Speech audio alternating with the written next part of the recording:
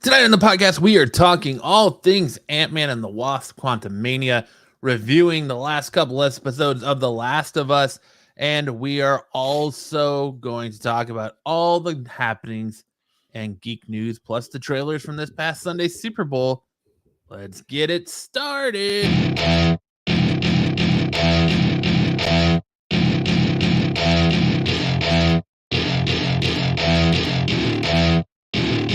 Welcome to my party, we're just getting started, a life is a dream. It is Friday night in Phoenix, and you're listening to the best damn podcast in all of the land, the Absolute Geek Podcast. I'm Matt. I'm Lance.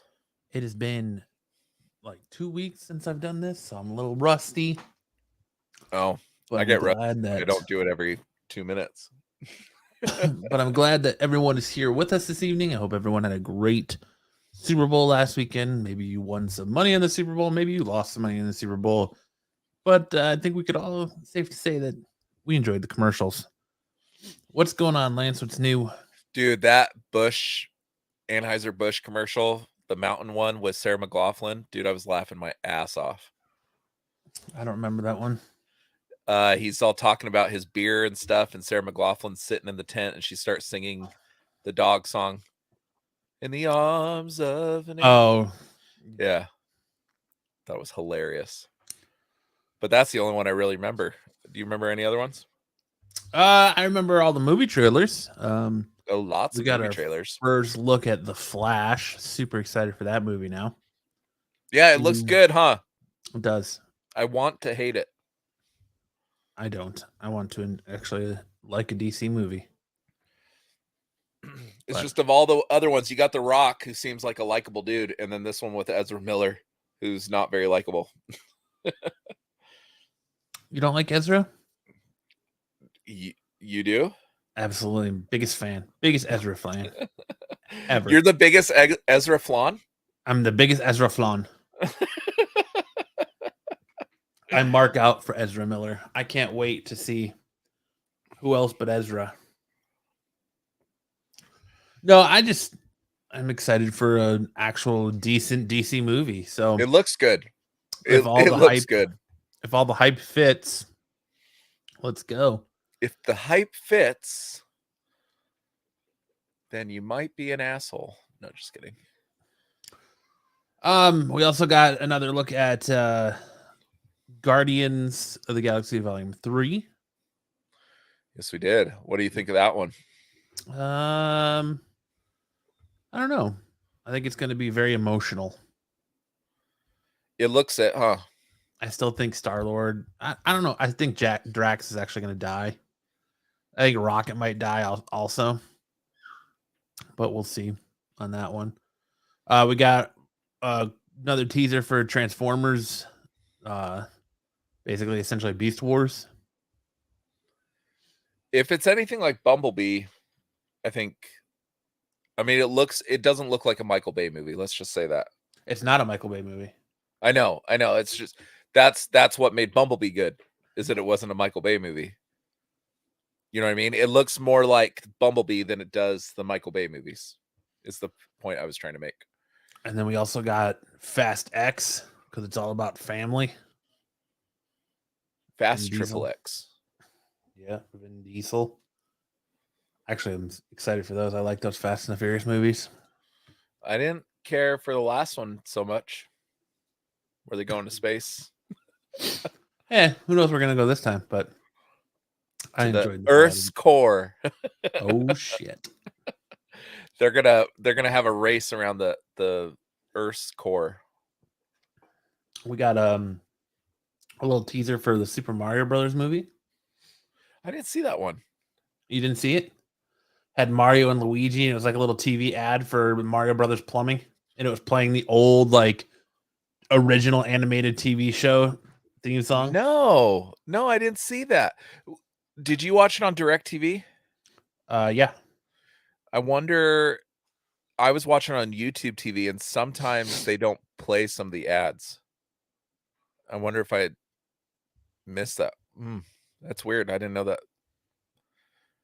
I didn't hear about that one. My wife watched My wife and I watched the commercials after on YouTube as well, and I didn't watch that one. That's cool. I think my favorite commercial is actually the Breaking Bad Poppables commercial. Yeah, that was fantastic. And Bryan Cranston said that's probably going to be the last time you see him as Walter White. Maybe. Meanwhile, Jesse, what's his name? Aaron Paul. Aaron Paul is like, fuck you, dude. This is the only income I'm getting. Nah, he's got Westworld. Westworld got canceled. You can't even watch it anywhere. Yeah.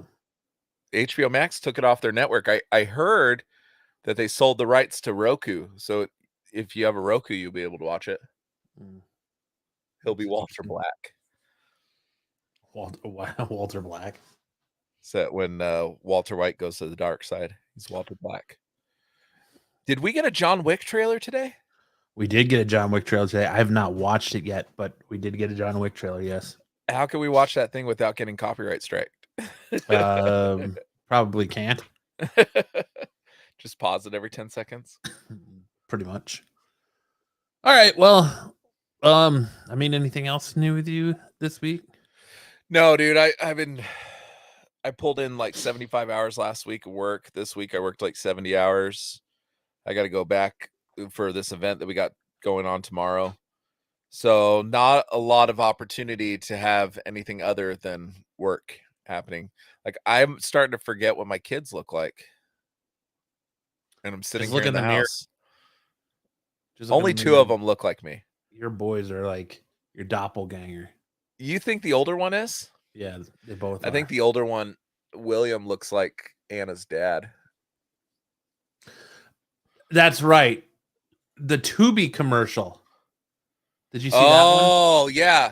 My brother, so we went to my brother-in-law's house and watched it. My brother-in-law's like, who the fuck is sitting on the remote? My dad, we went to my parents' house to watch Super Bowl. They had a party and we went over there. And Erin's sitting there on the couch and the remotes for the TV are sitting next to her, and that starts playing. And my dad's like, hello, what are you doing? Why are you changing the channel? And Erin's like, I'm not. And I was like, it's just the commercial. I was like, this is the commercial. I learned my lesson from thanks to She-Hulk. Oh yeah. Watching She-Hulk when she breaks into the Disney Plus menu, I'm like, what the fuck is going on? What happened? And so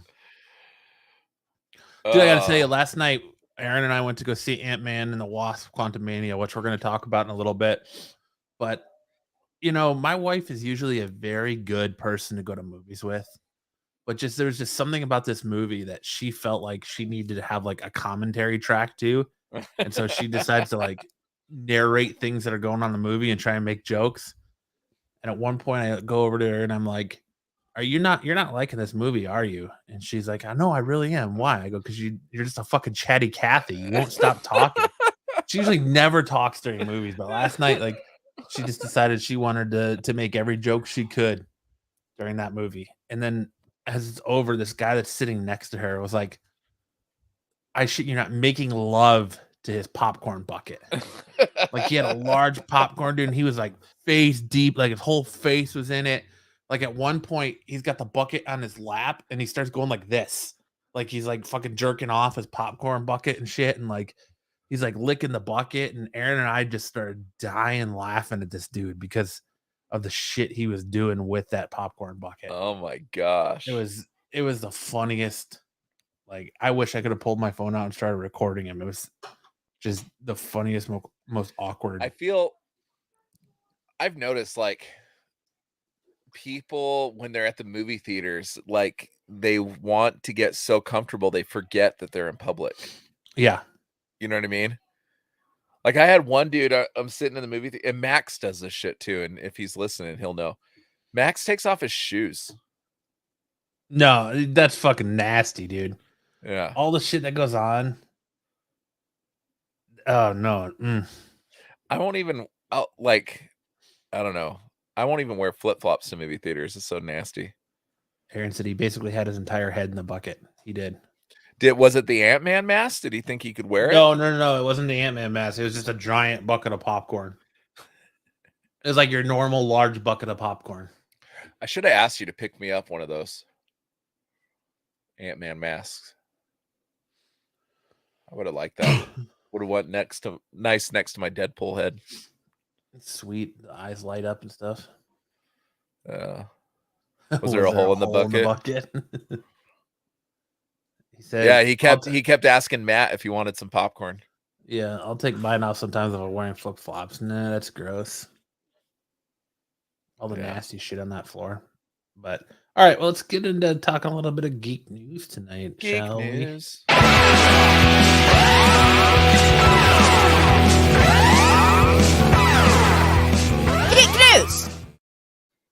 Geek news. The geek news. It's the geek news. The geek news.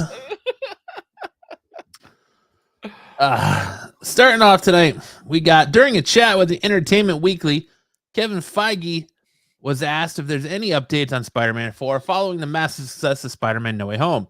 While his response was short, he did indicate the story is already settled for Peter Parker's next adventure. Feige said, all I'm willing to say is that we have a story. We have big ideas for that, and our writers are just putting pens to paper now. The story is called 3 Spider-Men and a Baby. Nope. I think that your time of seeing the 3 Spider-Men is done.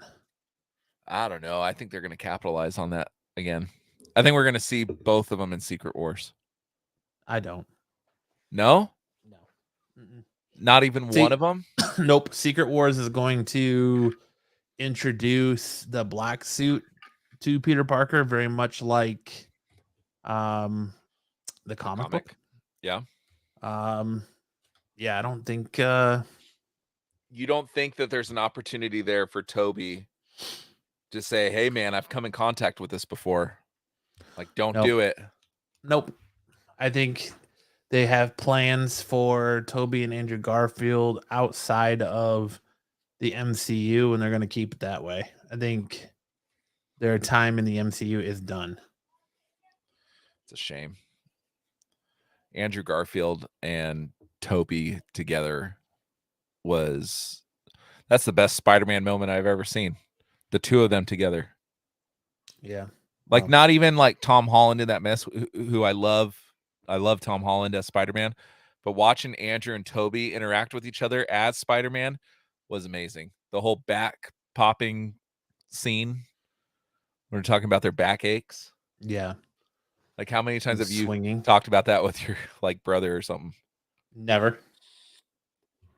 You've never said to your brother, "Oh, my back hurts." Nope. If I do, it's only to insult them while playing video games. Like, my back hurts from carrying your ass through this entire game, or that's pretty much it. That's just hilarious. I don't know. I think I'm going to be pleasantly surprised. I think Toby and Andrew are going to make an appearance. If they're going to be in the Sony stuff, they're not going to rely on that, because I don't think they're going to. Then you're going to be expecting it every time, and this is supposed to be Tom Holland's movie, so I don't think you're going to see Andrew and Toby in this next Spider-Man movie, especially when people are not supposed to know who he is anymore.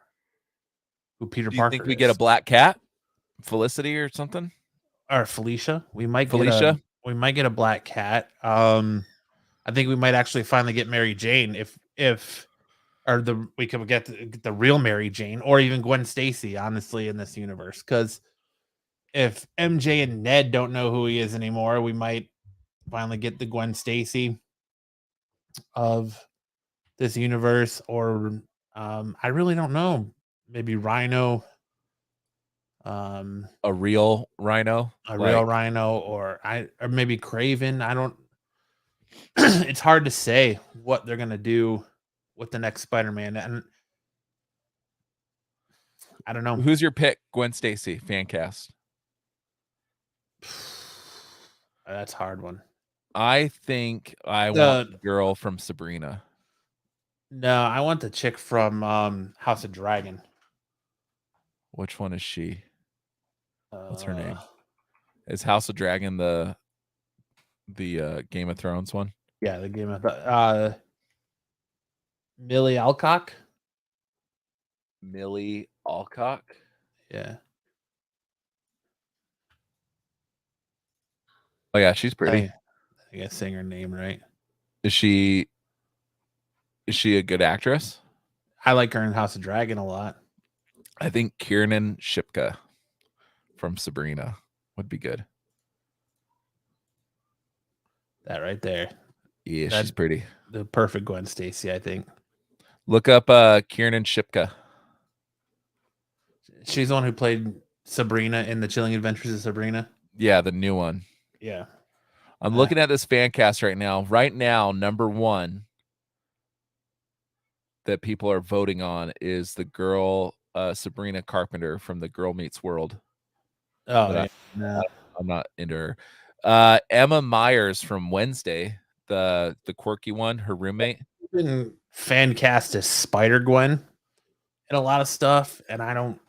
Because she cosplayed as her. Yeah, I don't really. No, I don't think she did. I think it's a Boss Logic. Oh, is that not? Photo. Oh, is that not her picture? Here. I'm looking at this. Let me see. Present.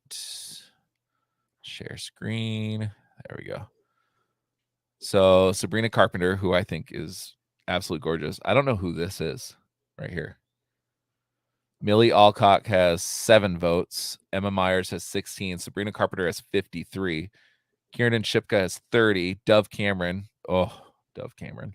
32. Lily Reinhart, Gwen Stacy. All these actresses are absolutely gorgeous. Oh, keep Sophie her the Turner. fuck away from everything. Who? Sophie Turner. Oh. Elle Fanning. Lily Rose Depp. Yeah, it starts to lose me about here. You can't see my mouse. Right on Lily, between Lily Reinhart and Olivia Holt. I wouldn't mind Lily Reinhart. Yeah, she's Riverdale, right? Yeah. Basically everything, and Olivia Holt's not bad. She was in Cloak and Dagger, right? It's the Cloak and Dagger girl. I'm not sure. I'm pretty sure that's Cloak and Dagger girl. Basically everybody above Olivia Holt except for Sabrina Carpenter, I'm on board for. I just don't know. I'm trying to like run through Spider-Man storylines of years and years and 900 plus issues of Spider-Man to kind of think of like where they're going to go with this story and what they're going to do next. I'm kind of drawing a blank on what.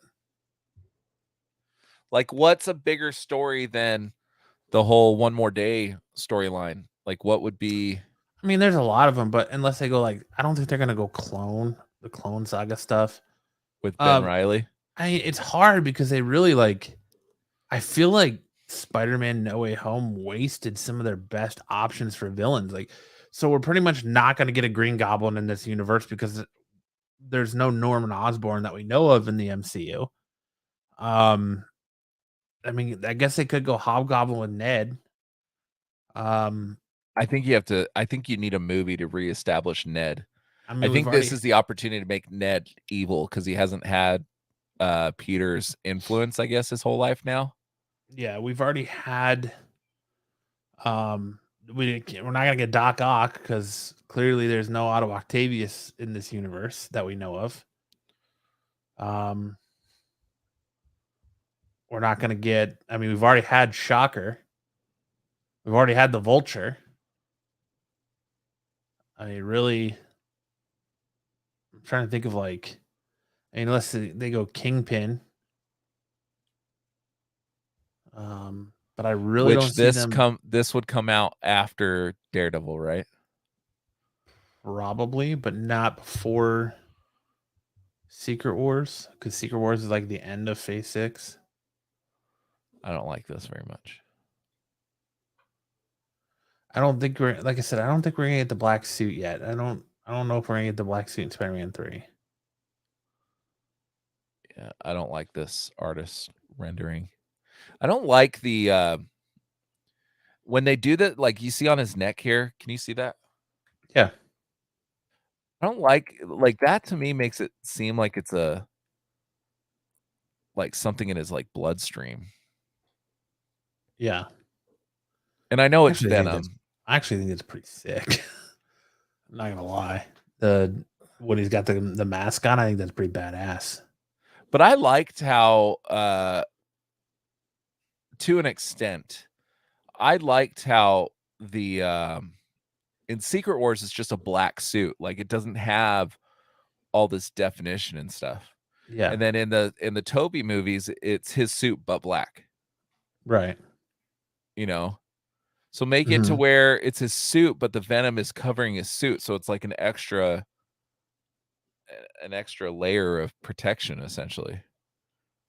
But it's not supposed to be. It's the symbiote is the suit. Like I know. What were the triangles on his hand? That's not where the web shooters come out. I forget what those were for. Is it just part of the design? Or those ever serve a function? No, though I think that's just part of the honestly. Because I know in the books he had those triangles on his hand. No, I think Venom does. I don't remember him. Does Spider-Man not have them? Venom has them, right? Venom has them because Venom's webbing comes out of the top of his wrists. His webbing is produced by the symbiote when Venom has the suit. So the Spider-Man does not have the black or the white triangles on his head. His suit was all just straight black. Oh, with the white spider. He has the black triangles, right? Original artwork of Spider-Man's black suit sells for $3.36 million. Right here. Yeah, he has the white triangles. Yeah, I guess he does there. Because most of the pictures you see here too, it's just flat. Like when you look at the cover of Secret Wars 8. Here it is too. I don't think he's got them. I don't in the original drawing. I don't think he's got Secret Wars 8. Yeah. Secret Wars number 8. He doesn't have the. I guess you can't really see the back of his hands.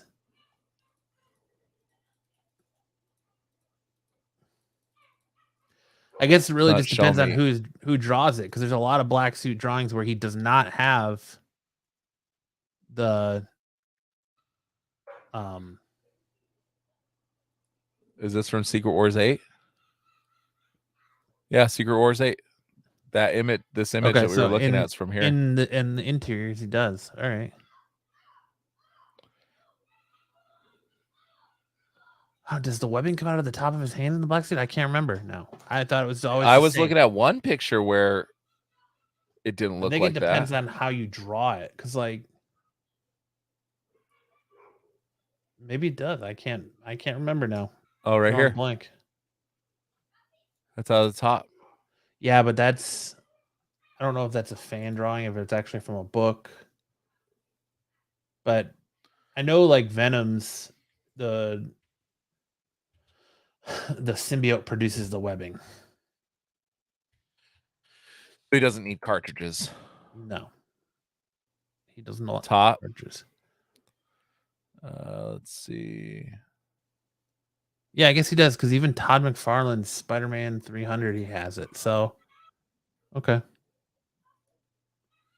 I guess it just depends on, there's so many drawings of the black suit, because like even like the Marvel's Legend figure doesn't have the white on it. It's just black, straight black.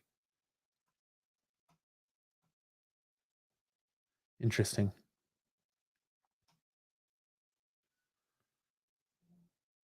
Yeah, because even 141, he's got the white patch on the back of the hand.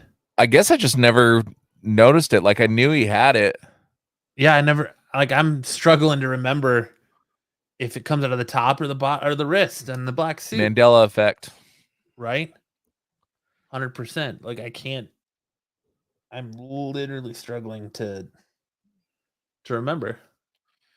Yeah, so in the Raimi verse, it's just his suit in black, which looked fucking awesome. I just always hated the eyes on Raimi's suit.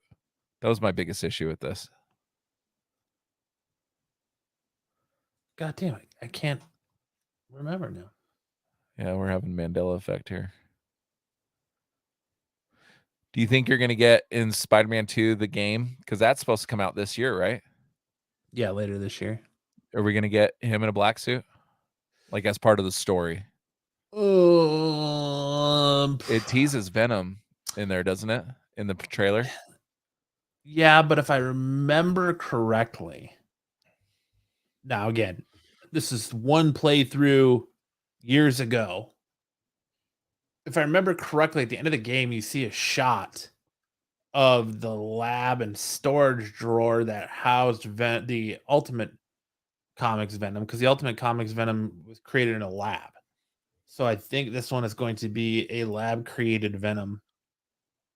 Yeah, not 'cause necessarily the it teases that they're using the Venom to try to heal Harry yes. in that game.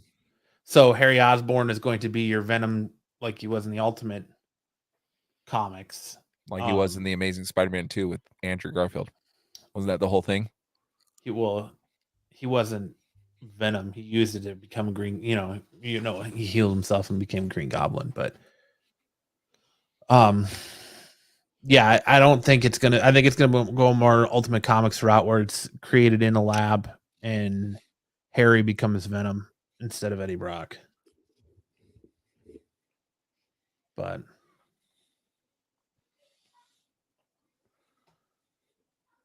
yeah, I'm really I don't know. struggling. Like I'm going to like the bowels of my knowledge to fucking remember if the webbing comes out of the top of the hand or the wrist. I think it comes out of the wrist, but I don't know. I really want to get a really cool piece of artwork of the black suit Spider-Man. I have a Venom one. I have a really cool piece that you can see right there of Spider-Man. Mm-hmm. It'd be nice to get one in the black suit. Well, it's a good thing Comic-Con's coming up. Bet you could probably get one at San Diego, or you could commission somebody to draw one for you. Yeah. We should commission somebody to draw our fucking Absolute Geek dude. But moving on, a live action film based on DreamWorks' 2010 animated feature, How to Train Your Dragon, is officially in the works at Universal.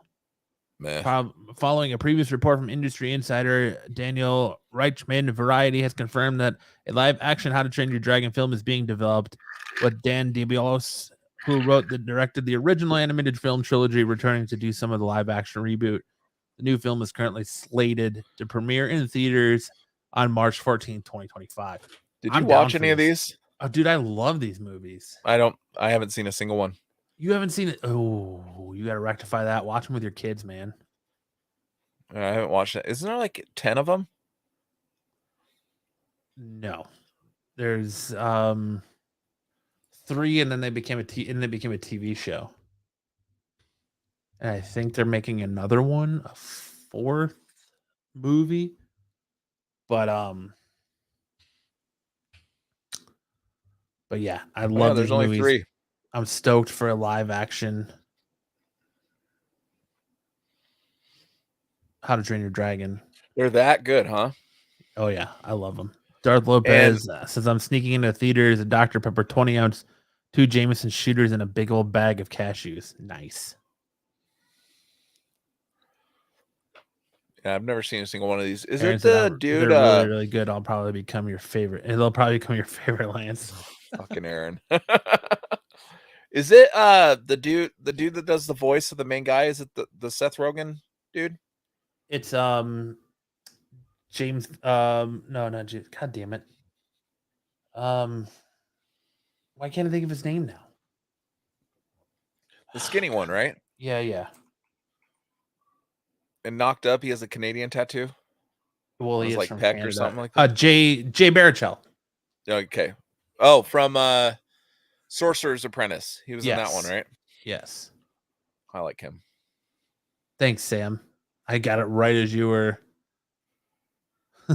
Sam says Lance will buy all the How to Train Your Dragon pops. I haven't bought a pop in probably a month and a half or something. Dude, I probably How to Train Your Dragon. I've only bought like 4. How to Train Your Dragon 2 is my favorite of the 3 movies, and I went and saw that movie, and then me and my buddy went and picked up our other buddy and went and saw it again immediately after Is we saw it that the first good? time. I loved How to Train Your Dragon 2. Loved How to Train Your Dragon 2. No, I started getting into vinyls, Sam. It goes from one vinyl to another, pops to records. Yep. I started getting into vinyls. It's ADHD OCD, man. She's Out of My League, Darth, from the movie where he dates the hot chick with ST. Yeah, that's She's Out of My League. That's she was in Star Trek. What's her name? Amy. Fuck, man. Fuck, man, indeed. Moving on. Alice Eve. Marvel Studios chief CEO Kevin Feige confirms his commitment to making Deadpool 3 as Marvel Cinematic Universe's first R-rated movie. In an exclusive interview with Entertainment Weekly, the Marvel boss opened up about Phase 5 of the MCU and shared his excitement to have star Ryan Reynolds team up with Hugh Jackman as Wolverine in a violent buddy action movie. It's amazing, Feige said, and we've got Hugh Jackman coming back for our first Deadpool film within the MCU. That's our first R-rated film to have Hugh come back is incredible. And there's a lot of speculation and rumors floating around that this movie is going to spawn right into Kang Dynasty. Do you think it's going to be like a buddy action movie? Like, do you think it's going to be kind of like a Bill and Ted's-esque, like them traveling through the multiverse together or something? I really don't know what they're going to do with this movie. Like, I think that's what's the most exciting. Like, first, of course, it's seeing him and Hugh Jackman back together again and righting the wrong that was the abomination that is X-Men Origins Wolverine. But I would love to see a buddy cop movie where they're just like, like Bill and Ted and across the universe, like you said. Like, that would be awesome. That'd be phenomenal. Wade and Logan go to Kang Castle. There you go. But do you think like Marvel's just gonna put like whatever Ryan Reynolds wants, like let him do it with this movie at least? Like, no. If it's Bill and Ted's, do you think that they go throughout history to like the entire Marvel film history? No, I think they're gonna. I honestly think that when they sat down to make this movie, they said, "Okay, this is what we're shooting for. This is kind of a brief synopsis of where we're trying to go. This is what we need your movie to do," and they have to work within those parameters. So they have to make sure it fits the overall arcing narrative or story that they have running through Phase 5. But if Kevin Feige comes to them and said, "Hey, the only goal with this movie is by the end of the movie, it has to make sense of why you're in this universe now. Leading up to that, you can do whatever you want as long as it doesn't fuck with our story. As long as it doesn't, and as long as it doesn't affect the ending of what happens in Logan, and B doesn't affect what's going to happen in the King Dynasty. So, like, you could have them going through, and basically Deadpool becomes every time we saw Stan Lee, just make it Deadpool. Just recreate all those scenes. I've never been a fan of that. Having Deadpool be the new Stan Lee, where he just cameos and everything. Like, I'm just saying, Stan Lee died, and Marvel has not been up to snuff since that happened. I don't think that has anything to do with Stan Lee, but all right. No, because I just think the Stan Lee cameos just make the movies that much better. Yeah. I don't know about all that, but what was the last one that had it? Endgame had it? Yeah, Endgame had it. And what hit have they had since then besides No Way Home? And No Way Home had a bunch of other people in there to make it really big. I mean, none, but I don't think Stan Lee has anything to do with that. I'm just like he's there literally for 2 minutes. I know, but I'm just saying. I'm just saying. It's ironic. The Marvel movies haven't been as good as of late. And we got no more Stan Lee. Quantumania was good, but it's still getting... Why is it getting rolled through fucking... Like, it's getting review bombed. We'll get there. We're going to get there? Yeah, we'll go through that one. Review Sir Patrick Stewart. JP. Patrick Stewart has continued to tease a possible reprisal of his Professor Charles Xavier, as well as the return of Ian McKellen's Magneto in Marvel's Cinematic Universe. I can't say about what Charles' future might possibly hold, Stewart said during a sit-down interview with Entertainment Tonight. The actor who has recently reprised the X-Men role in Marvel Studios' Doctor Strange and the Multiverse of Madness did share that his close friend and X-Men co-star Ian McKellen has seen his cameo in the MCU title and offered a favorable review. Actually, it went very well. He did say something like, "Hey, I would have done this. Yes, that's true, but you're not done, Sir Ian and myself," Stewart hinted. We got plans. Could he show up in Deadpool? Possibly. Do both have of them a reunion show of up him and Hugh Jackman. Huge jacked man? Huge jacked man. My thing is, though, why are we... Okay, it's great. It's awesome fan moments having him come back and Ian McKellen. But can we just get the ball rolling and just get some, like, the Professor X of the future as our Professor X? Like, why? That's what's driving me nuts. Like, these guys aren't going to be around forever. Like Ryan Reynolds, who at this point, can anybody play Deadpool other than Ryan Reynolds? You gotta kind of say the same thing about Xavier. Can anybody play Charles Xavier other than Patrick Stewart? Because Patrick Stewart is pretty much the perfect Charles Xavier. I would have thought Giancarlo Esposito would have been awesome. Yeah, he would have been, and still could possibly be. But Magneto, I don't think you can say that about Magneto, because I think Michael Fassbender did a really good job as Magneto. I don't. You didn't like him as Magneto? No, I did not. I would say I didn't like the other dude is Charles Xavier either. James McAvoy. I didn't care for that as much. But I thought Michael Fassbender was one of the bright spots of that whole, the later end of that franchise. Days of Future Past on. You didn't think Jennifer Lawrence was a big plus in that? Jennifer Lawrence is always a bright spot in anything she's in blue paint. But not as Mystique, man. They casted those. And Joe's doing like ass bender as Magneto. Hey, look, he's even got Los Polos Hermanos as his. The kid that played Quicksilver, I thought was a good casting choice, but Evan out of Peters. those two, nobody else. Yeah. Who else did you like from Days of Future Past on? Nobody other than Jennifer Lawrence. I didn't like Jennifer Lawrence. You could tell that I like she the guy who played Beast. Oh, I didn't.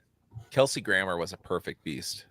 He was. I don't know. And they were Nicholas just Hoult. going younger, so that was the problem. They went younger and changed up so quickly. That's one thing Marvel hasn't done yet.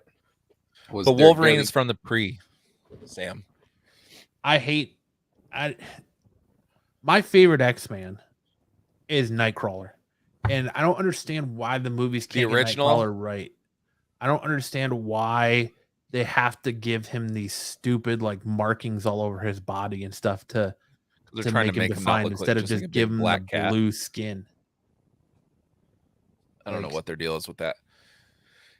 I thought you were saying the casting, because it was the dude Alan.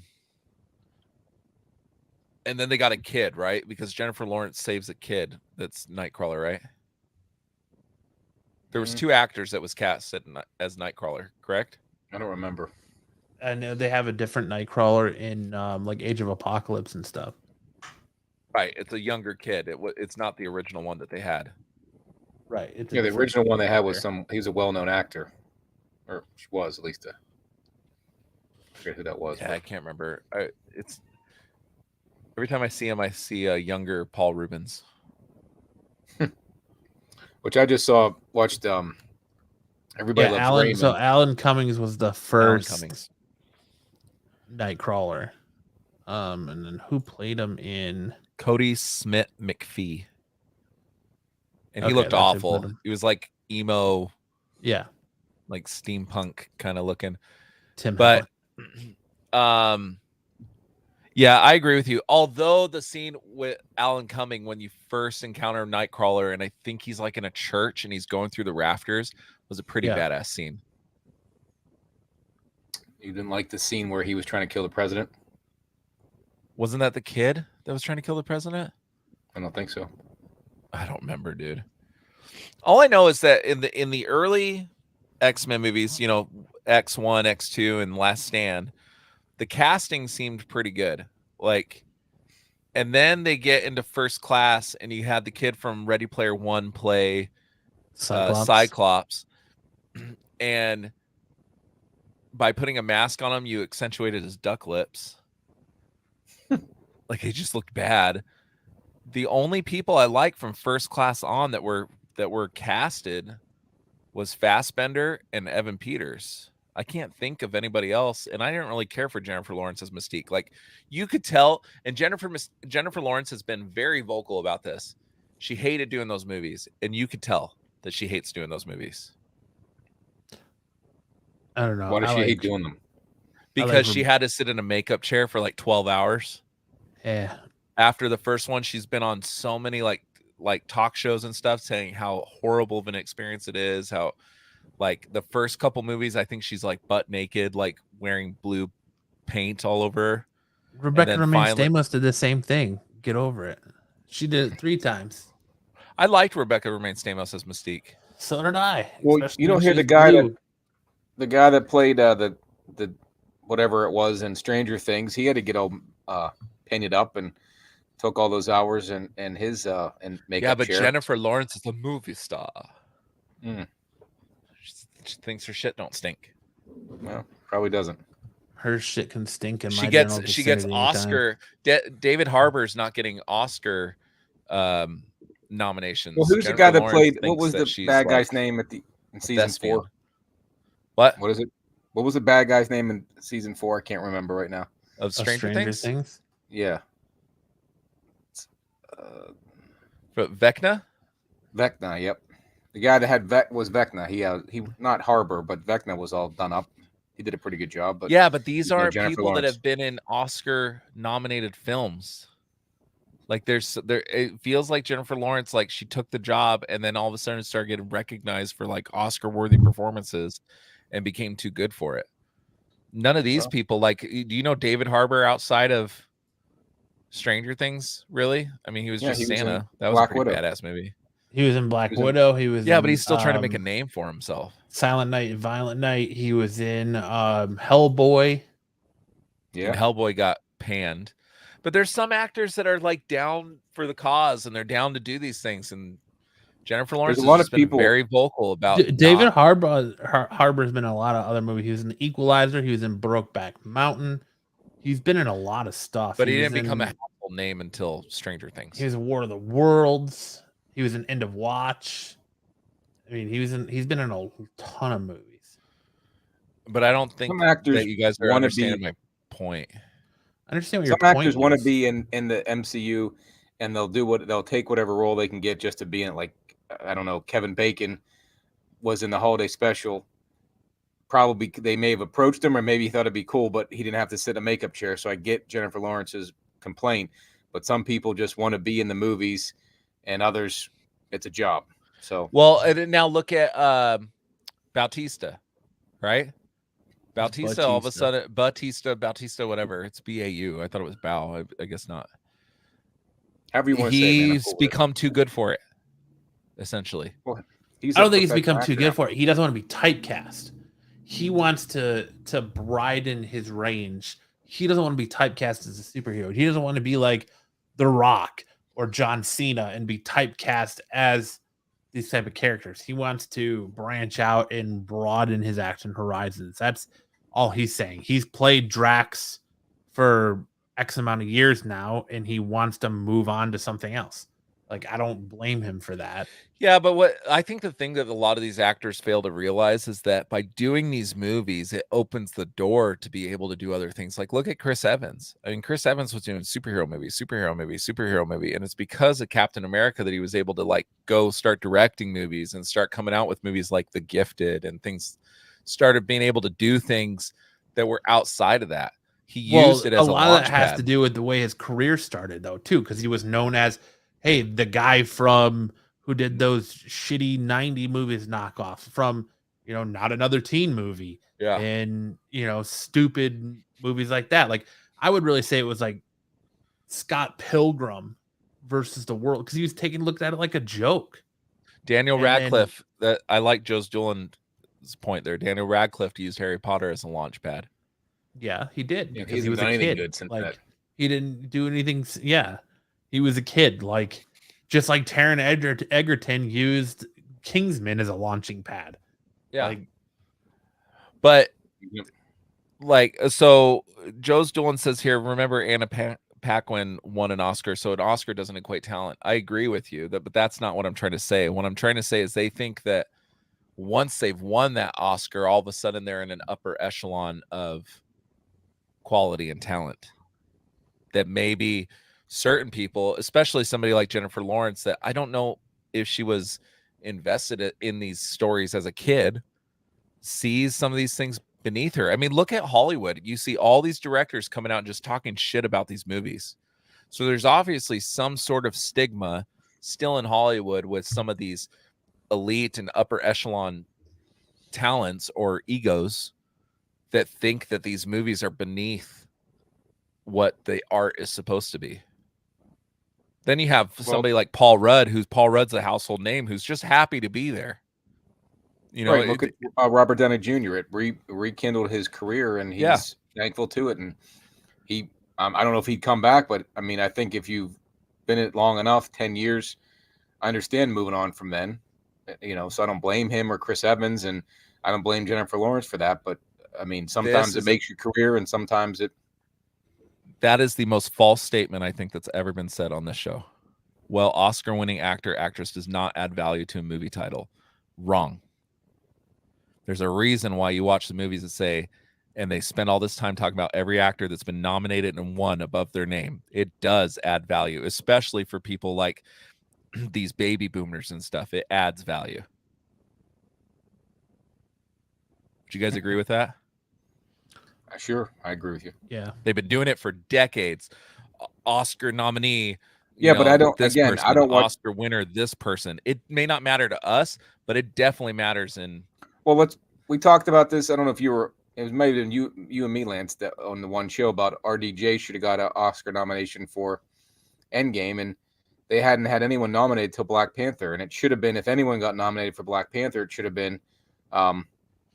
Oh, geez. I don't think Robert Downey Jr. So Cardi West is agreeing with me. He did a double negative here, so it's he says doesn't not add value. I don't think Robert Downey Jr. deserves an Oscar for Endgame. His performance in Endgame wasn't that Oscar worthy. Other than I think you're letting the sacrifice the character made overshadow his actual acting ability in that movie. I think he did phenomenal in all the movies he was in. He played that role to a T. Well, yeah, I think he did. He did a good job playing Tony Stark. I don't know if it's necessarily Oscar worthy. I agree with both of you. I agree with Matt that I don't think it was Oscar worthy. Where I agree with JP is, do I feel like Angela Bassett's portrayal as what's her name in Black Panther? Ramonda as his mom, as the queen. Yeah, she won a Golden Globe for that or something. Do I think what she did was better than Robert Downey Jr.? No. So that's where I agree with JP's. I think she is, because she carries that movie. If you really go back and rewatch Wakanda Forever, she carries that movie, because the actress who plays Shuri isn't good in that movie. The actor who plays Namor is ungodly in that movie. So she carries that entire movie. I know I'm going to get shit for this, but I like Namor. Boseman dying and not being able to make that movie, and them having to incorporate that, she carries that movie. I just didn't think it was that special. Yeah, it was. Just because she carried the movie doesn't mean she should have won the Oscar for it. So I know she didn't win an Oscar. She won a or whatever. She Golden Globe, I think. or the something. award. Chose Dylan said someone had to carry that turd of a movie. Did you guys talk about Ant-Man yet? No, we have No, not. no, not Okay. yet. Because that's what I would bring up about Black Panther was the comparison. But yeah, again, it's we're going off topic, but I don't think it was worthy to get a nomination for any award, even though you carried the movie, because there's been many bad movies that one actor stood out, but that doesn't give you the right to. You don't get an MVP for carrying a bad team. I just think the Chadwick Boseman dying and Put such a what that blight- movie represents it changes how people view that movie. Yeah, but that movie's always been put up on a pedestal because of the racial the racial undercurrents that The it first has. one deserves it, no questions asked. The first one deserves it. The second one, not so much. Wakanda Forever was a steaming pile of doo-doo, in my opinion. Like, I waited till it came out on Disney Plus, and I still felt ripped off. You didn't see it in the theater? No, I never saw it in the theater. You saved some money. Good job. I did. We're gonna get into it later, but I liked it more than Ant-Man. Oh my gosh. Oh my gosh. We gotta have a I'm tally still- thing. That's gonna be part of our drinking game. Oh my gosh. Take a drink. Let's move on here. Speaking of David Harbour in Hellboy, Mike Harbour Mignola's Law. Hellboy appears to be headed for yet another cinematic reboot, according to an exclusive Stop. report from Discussing Film. Millennial Media is trying for a mulligan after its 2019 Hellboy reboot film starring David Harbour bombed at the box office and failed to win over critics. The outlet reported that Millennial is actively developing a new live-action Hellboy film, which has already been written and even found a director. Ghost Rider Spirit of Vengeance co-director Brian Taylor is reportedly that's a win. attached to helm latest Hellboy reboot. Let's get the guy that made another bad movie and get him to direct this movie and hope that this time it's better. Hey, Spirit of Vengeance was halfway better than the both first suck. Ghost They Rider. both so. suck. You just need to get Ron Perlman and Guillermo del Toro back. Both of those guys have already said they'll do it. I don't even think the world wants another Hellboy movie. Like, nobody's clamoring for more Hellboy. Dude, the internet erupted when they announced the reboot of the last one. Because there's fans that are like devoted to those movies. I'm not saying I'm one of them, but I'd rather watch that than what David Harbour gave us. And I actually went and saw this movie on opening weekend. I was excited for the it. David Harbour one? Yeah. Because I was like, oh, cool. They're making an adult, a more adult-centric Hellboy movie instead of, this, PG-13 bullshit. And it was I can tell you. garbage. Why 3 Hellboys? You've only had one Spawn movie, and that wasn't even that good. Good at the time when I saw it, but it fell way short, or it could have been better. Well, that speaks more to McFarlane than it does to the movie studios. McFarlane won't let another Spawn movie get made unless it's his vision. That's what's holding up this one. I mean, they've been writing it for what? We talked about this 5 years ago, Matt? The Spawn movie? Yeah. Jamie Foxx has been attached to it for 5 years. Mm-hmm. It's McFarlane, dude. McFarlane just has, and I gotta be careful because I like him, but he has a bit of a big ego. I don't know. I haven't seen him. Has he written anything else or any other movies to compare it to? Because one Spawn movie doesn't say he did it wrong. I thought casting was good. He sold the rights for that Spawn movie and then has been holding them hostage for the new one. Like, isn't he, Matt, correct me if I'm wrong, isn't he You're wrong because you cut out. I didn't even hear what you said. Right. What? Isn't he demanding that he direct it? No. He said that he's going to get the movie made by any means necessary, even if he needs to direct it. He's not demanding that. But he's putting some like heavy stipulations on getting this movie made, isn't he? I know he wrote it, right?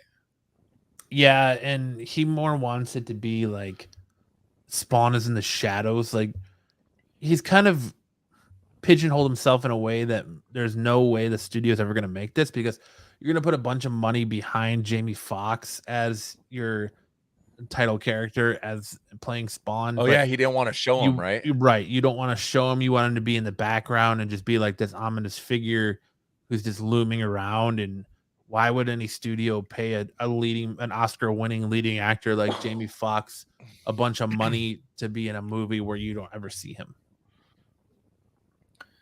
Yeah, that doesn't make sense to me because he's such a cult. That character has such a cult following, more so than Hellboy. That do it right. Here's I would thing argue about- that Hellboy's become really popular over. Here's the the thing 10 about years. Spawn, though. Like everyone says they've got a cult following, but does he really? No. You ask most people what's going on in Spawn comics. They can't tell you. They can tell you what covers are badass and they like, but they can't tell you what's actually going on in the storyline of Spawn. It's the long. I mean, 300 or more episode or issues. It's crazy for. Yeah, but every time he comes out with the the TV show got canceled, right? Spawn sells for covers, man. That's why Spawn the sells. story's because never the covers been good. are so badass. I don't know. When I see them on online auctions, they are like high priced already. Yeah, because of the it covers. Could be, maybe it's that reason, but they have no problem getting rid of them. I mean, obviously, a Hellboy would probably sell pretty quick too. A Cerebus has a probably good following too. They'll have their niche, you know. I think there's other movies to be made. I would say I'm a big Hellboy fan. Like I've got Hellboy comics. Like I like Hellboy a lot. I've never really cared for Spawn at all. I'd rather see a Hellboy movie before I see a Spawn movie, especially all the shit that Todd McFarlane's been talking about. You're getting that Joe's doing. You're getting a Crow reboot. Mm-hmm. Yeah. But quite honestly, I'm one of those people that would like to see the Ron Perlman, Guillermo del Toro version of Hellboy. I liked the first two Hellboy movies. I'd like to see a rated R version of Guillermo del Toro's Hellboy. Because that dude is a fucking... I don't know if you guys have watched Pan's Labyrinth or some of the other movies that Guillermo del Toro's done. He did one that I didn't like. I think it was called Mama or something like that. He did Shape of the Water. Like all those are really fucking good movies. Like the dude has like creepy visual effects and stuff. Like it's perfect for Hellboy. I just don't understand this Millennium. What the fuck is Millennium? That's a movie studio? Yeah. I don't understand their like why they keep feeling like they have to reboot it. Because they probably own the rights to it and they want to get... So they probably overpaid for the rights to do it, and they're trying to recoup some of that money back. So bring Ron Perlman back and Guillermo del Toro. Guillermo del Toro's a hot name right now, dude. His movie was just nominated for Best Picture, that Nightmare Alley, last year. He won an Oscar, a year or two prior to that for Shape of the Water. He's always a hot name. Yeah, Guillermo del Toro's a hot name. You put his movie and make it front and center for another Hellboy movie, it should do well. Way better than fucking Brian Taylor, who directed dog shit Ghost Rider. I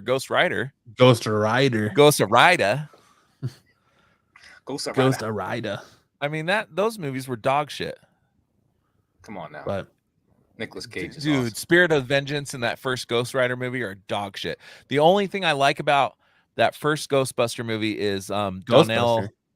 Ghost Rider. Dude, you're all over now I'm getting my blood pressure. Yeah. Oh my gosh. It goes from Ghost to Rida, like you're Asian, and Ghost to Rida to now you're calling it Ghostbusters. Donnell Logue, or what's his name? Donatello? No, his friend in the first one. Donnell Long or Long Duck Dong. You know who I'm talking about? Long Duck Dong. He's from Grounded for Life, and he was in Gotham, I think. He's in this great show called Terriers. In such a long time. You guys would know him if you saw a picture of him. Don't know. Yeah, he's on SVU, Law and Order. Donald Long, or Donnell Long, yeah. Or no, he's not Long. Logue or something. Logue, yeah, something like that. Yeah, I know who you're talking about. JP, this guy. He's in the first Ghost Rider. Hey, and if you haven't seen this show right here, Terriers, This Oh, show's yeah, he was fucking in, awesome. He had a movie with the woman who was in Rules of Engagement, that blonde-haired girl. She was in that movie, TV show on Fox where he was like the parent. Him and Grounded her for parents. Life. Yeah, I know. That's This it. I'm one? sorry. Yeah, Grounded for Life. Yeah. That dude. Yeah, he was also in Blade. He was in the first Blade movie. What? Was he? Yes, he was. He was in the first Oh, Blade movie. He got killed in says the right beginning of here. that. It's right there. Yeah, dude's been in a lot of stuff. He's cool, man. Like, I liked him in Ghost Rider, but the rest of that movie is just dog shit. He was good in Ghostbusters too. Yeah. And Ghost with Patrick Swayze. Yeah. And he played awesome in Ghost Rider. Ghost Rider. I don't know. Moving on. Daredevil. There's been a lot in the news about the old Daredevil movie. But Daredevil director Mark Steven Johnson revealed the Incredible Hulk star Edward Norton nearly made his Marvel live-action debut a few years earlier for his superhero film. In a sit-down with Yahoo, Johnson spoke about the process he went through when choosing the best fit to play Matt Murdock / Daredevil in his 2003 film, a role that eventually went to Ben Affleck. Among the notable names he spoke about playing the lead in the part was Daredevil was Edward Norton. Then best known for starring in Primal Fear, American History X, and Fight Club, it was definitely one of the roles where everyone was being mentioned. There were a lot of people in the mix. I don't remember if I met with a guy, but I did meet with Edward Norton. He said I met with a couple of other actors too, but he was a fan of Daredevil because Kevin Smith, so I ended up casting Ben Affleck. So Ben was a fan of Daredevil because of Kevin Smith, so it ended up being him. Which secretly, low-key, I kind of like that old Daredevil movie. I don't hate it as much as everyone else does. I've yet to see it. Don't hate what? The old Ben Affleck Daredevil. It's not bad. It's not good. It's just kind of middle of the road for me. It sounds like a typical superhero movie. For the first part of 2000 until Iron Man came out, they all were decent, just fun to see your character on the screen, but none of them were. The parts, you haven't seen it, JP? No. The parts that are pretty laughable are the suit, like his condom suit. It's like latex, like it's like skin tight latex. And then when there's a scene where they're on the rooftop and it's raining, and he kisses Jennifer Garner, and the rain's dropping and it's showing like his echolocation. It's pretty laughable. Like, honestly, the way the show did kind of his echolocation stuff was the best because it didn't really dive as far into it as the movie did. But aside from those things, like it's a watchable movie. It's just not great. But yeah, he looks like he has a condom on his head. He's ribbed for her pleasure. Right? Would you agree with that statement, Matt? What? He's wearing a condom? He's ribbed. No, I don't think he's wearing a condom. Is it a Magnum condom or just like a regular Trojan condom? Oh, it's Ben Affleck. Have you not seen Gone Girl? It's definitely a Magnum. He's packing. I saw Gone Girl. I didn't see that he goes the sexual. Magnum. I was going to say to fit his ego, it's got to be a Magnum. Nah, dude. When he gets in the shower at the end, when his wife is checking him for a bug at the end of Gone Girl, it's like he's packing some girth down there. So, well, Mark did the same thing in that Boogie Nights. It wasn't real. Yeah, but you don't actually ever see it. Like you see full on dong and berries in Gone Girl. Yeah, so it looks like a baby's arm holding an apple. Dude, have you seen Boogie Nights?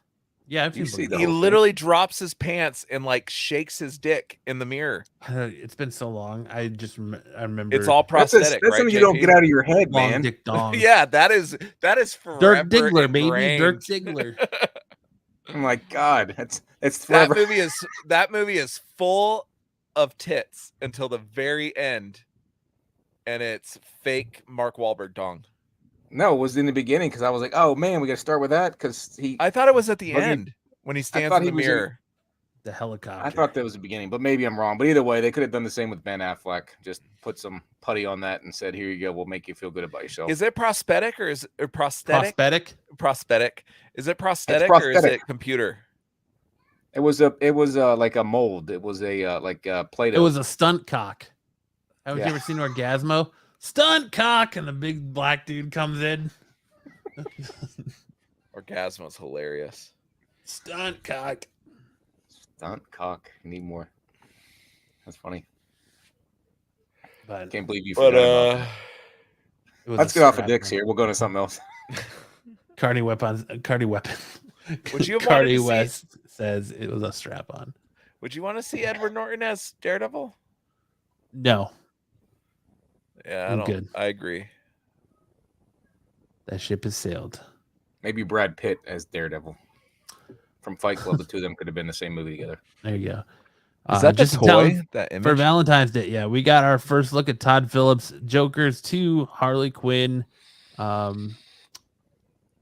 Yeah, I don't know. Sorry, Joe. Listen, when Kyle and I were doing this show, we talked about Batman's pipe for that at was my least an first hour. introduction to this show. So that's just Was Batman's root for the bat room. hours. The bat room. You got to I first see look we at have- Lady Gaga's Harley Quinn in the first screenshot for the Joker sequel. Not digging it, but yet she's. I think not this is full on when she's Harley a Quinn. psychiatrist. Yeah, Like she's probably giving him therapy in the jail cell or jail or whatever. but I don't know. It's not on my list of things to see right when they Dude, come out. I said the same thing about the first one. Ended up going to see it. I'm like, this movie is fucking awesome. I So, love the first Joker, so I'm definitely excited, and I'll see this day one. but when they announced the first one, we're like, why do we want a movie with like no Batman? Makes no sense. It was. I saw it. It was good. It just took a long time to build up to the end, and I get the point. It was talked about depression and mental issues, and it's just. It wasn't the Joker movie I wanted to see. Heath Ledger was my favorite, and how he portrayed the Joker. I'd love to see a whole movie of just him. I see a being lot a of similarities between the two of them. They are, but I wanted to see the violence. The crazy. I think you're going to get it in this next one. I think Well, it I'm was not an gonna say I'm not origin gonna see story. it. It was an origin story. Like I feel like in this, and you started to see it towards the end when he goes to that movie studio and shoots. Who was that? Pacino De Niro. or De Niro? Was it De Niro? De Niro. You start to see it. Like this next movie, I think is going to be balls to the wall. The only thing that's weird about it is they're going to be singing. Yeah. Like it's a musical. Which I still Malcolm. think that's a work. I really don't think it's going to be a full-on musical. I think last it musical I will be saw a was- musical, but only in his head. Like I think it's going to be adding to how crazy he is.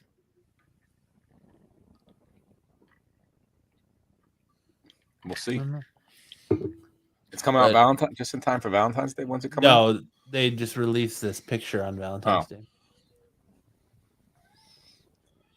Let's Yeah. see, did I missed something? I'm more interested to see Lady Gaga's version of Harley Quinn than I am anything else. I think that after James Gunn's release and the DC, the extended universe, correct? That's what he's calling Elseworlds. that? Elseworld, excuse me. That this kind of stuff can play. You can have Henry Cavill come back.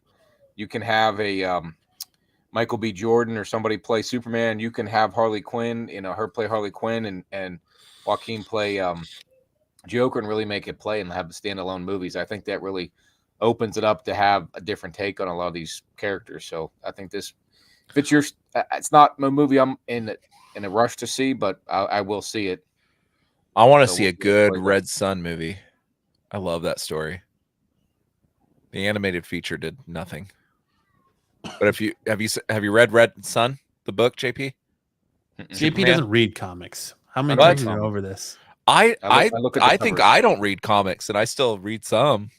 I need to JP catch up. I was Cable. at a Super Bowl party and my buddy was telling me more about Damian Wayne and Thomas Wayne being from the Flashpoint. I was like, really? I didn't know that. So, Oh yeah, it's Batman with the red eyes.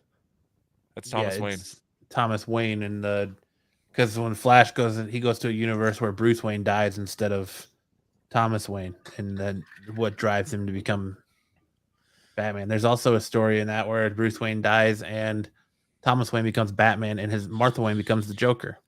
Yeah, that's what he said. I was like, that's crazy. That's In Red Sun, is it Thomas Wayne or Bruce Wayne? I don't remember. I don't remember either. I don't read Superman. I'm not a Superman so fan. Red Sun's a good story, dude. I don't give a shit about Superman. So it's basically every Superman comic ever can lick my balls. That's all I'm gonna say. Basically, the whole story, JP, is if Clark or Kal-El, whatever, you can suck on these little prosthetic nuts. If he would have landed 12 hours earlier, he would have landed on the other side of the world, and he becomes Russia's Superman. Oh, nice. Is the whole premise of the story. And it's an awesome idea. And then they made the animated movie out of it, and it sucked ass. But the book was awesome. He sucks ass. Well, that buddy of mine, he knew all those stories. He has a bunch of trade paperbacks or what do you call those? Omnibuses. Omnibus. I might borrow a couple to read. Well, Yeah, Red Sun's not long. I think I bought it. I have the Dark Knight trade paperback. I still have yet to read it. I keep bringing it. I have it next to my, to read at night. I just watch King of Queens and fall asleep. So I've been wanting to read Dark Knight for a while, and it still sits there. I haven't got past the first page. So it's just it's not my thing. But so moving on, Mila Kunis, best known for playing Jackie Bird on That 70s Show and voicing Meg Griffin on Family Guy, was recently spotted meeting with Matt Shakeman, the director of Marvel Studios' Fantastic Four reboot film. Images of the meeting were shared on Twitter with the caption and reading translated from Portuguese. In the week, the director of Fantastic Four reveals that the casting of the film of its first team of Marvel is happening. Matt Shakeman was seen talking and having coffee with the actress Mila Kunis last Tuesday in Los Angeles.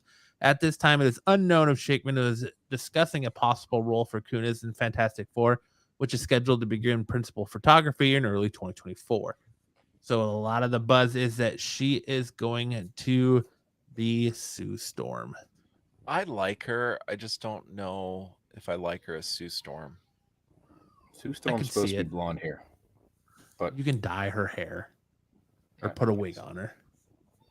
I guess it doesn't matter. They change a lot of stuff, and it fits better sometimes. So I'm honestly surprised you're not seeing her pop up in more stuff with the whole Ukrainian Russian thing going on. She's kind of become like their poster child. She's from the Ukraine, her and right? Ashton Kutcher are both kind of taking a step back.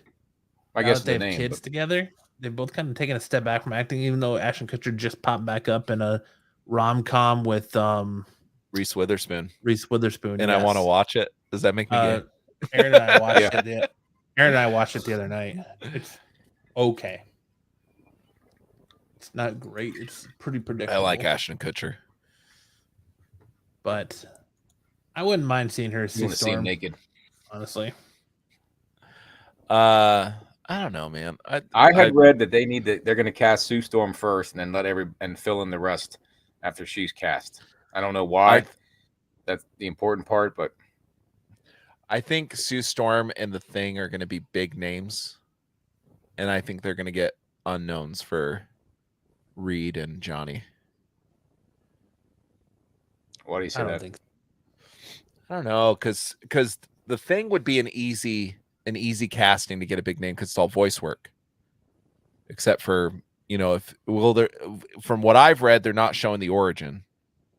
Like when the movie starts, he's already going to be the Thing.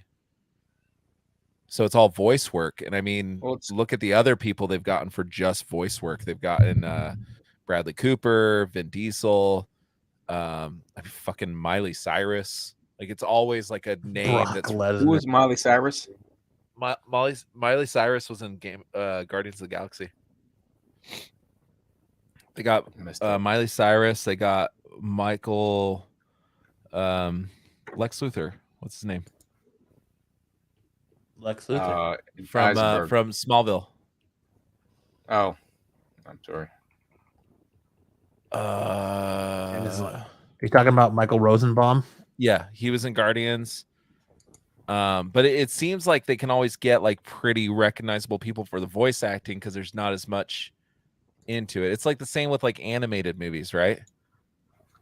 Like these people can come in and do animated movies. There's not as much that goes into it as like a live action performance. But you got to get someone, if you're gonna have someone play Ben Grimm, he's got to have that good like Brooklyn accent. Yeah, and he like Chickless. A strong Brooklyn accent. Chickless already did it. Well, we can bring him back. They brought back. Nah.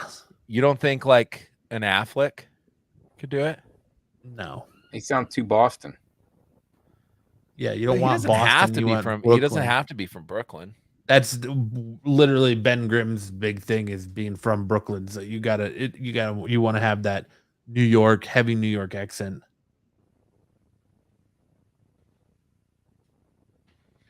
Otherwise, you could just have Will Sasso do it. He's not doing anything. The Brooklyn Brawler. You know. I don't know. Jerry Seinfeld. Jerry Seinfeld. That would sound good. It's clobbering time. I'm the thing.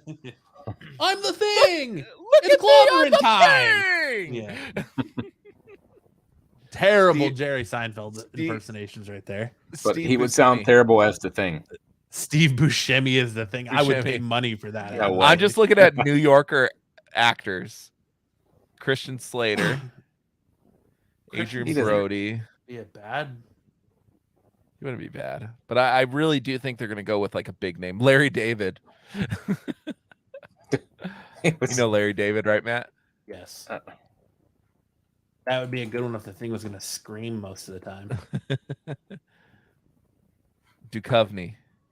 David Duchovny. Nah. No. Hank Azaria, which could do any voice you wanted him to. Jonah Hill. Have Jonah Hill is the thing.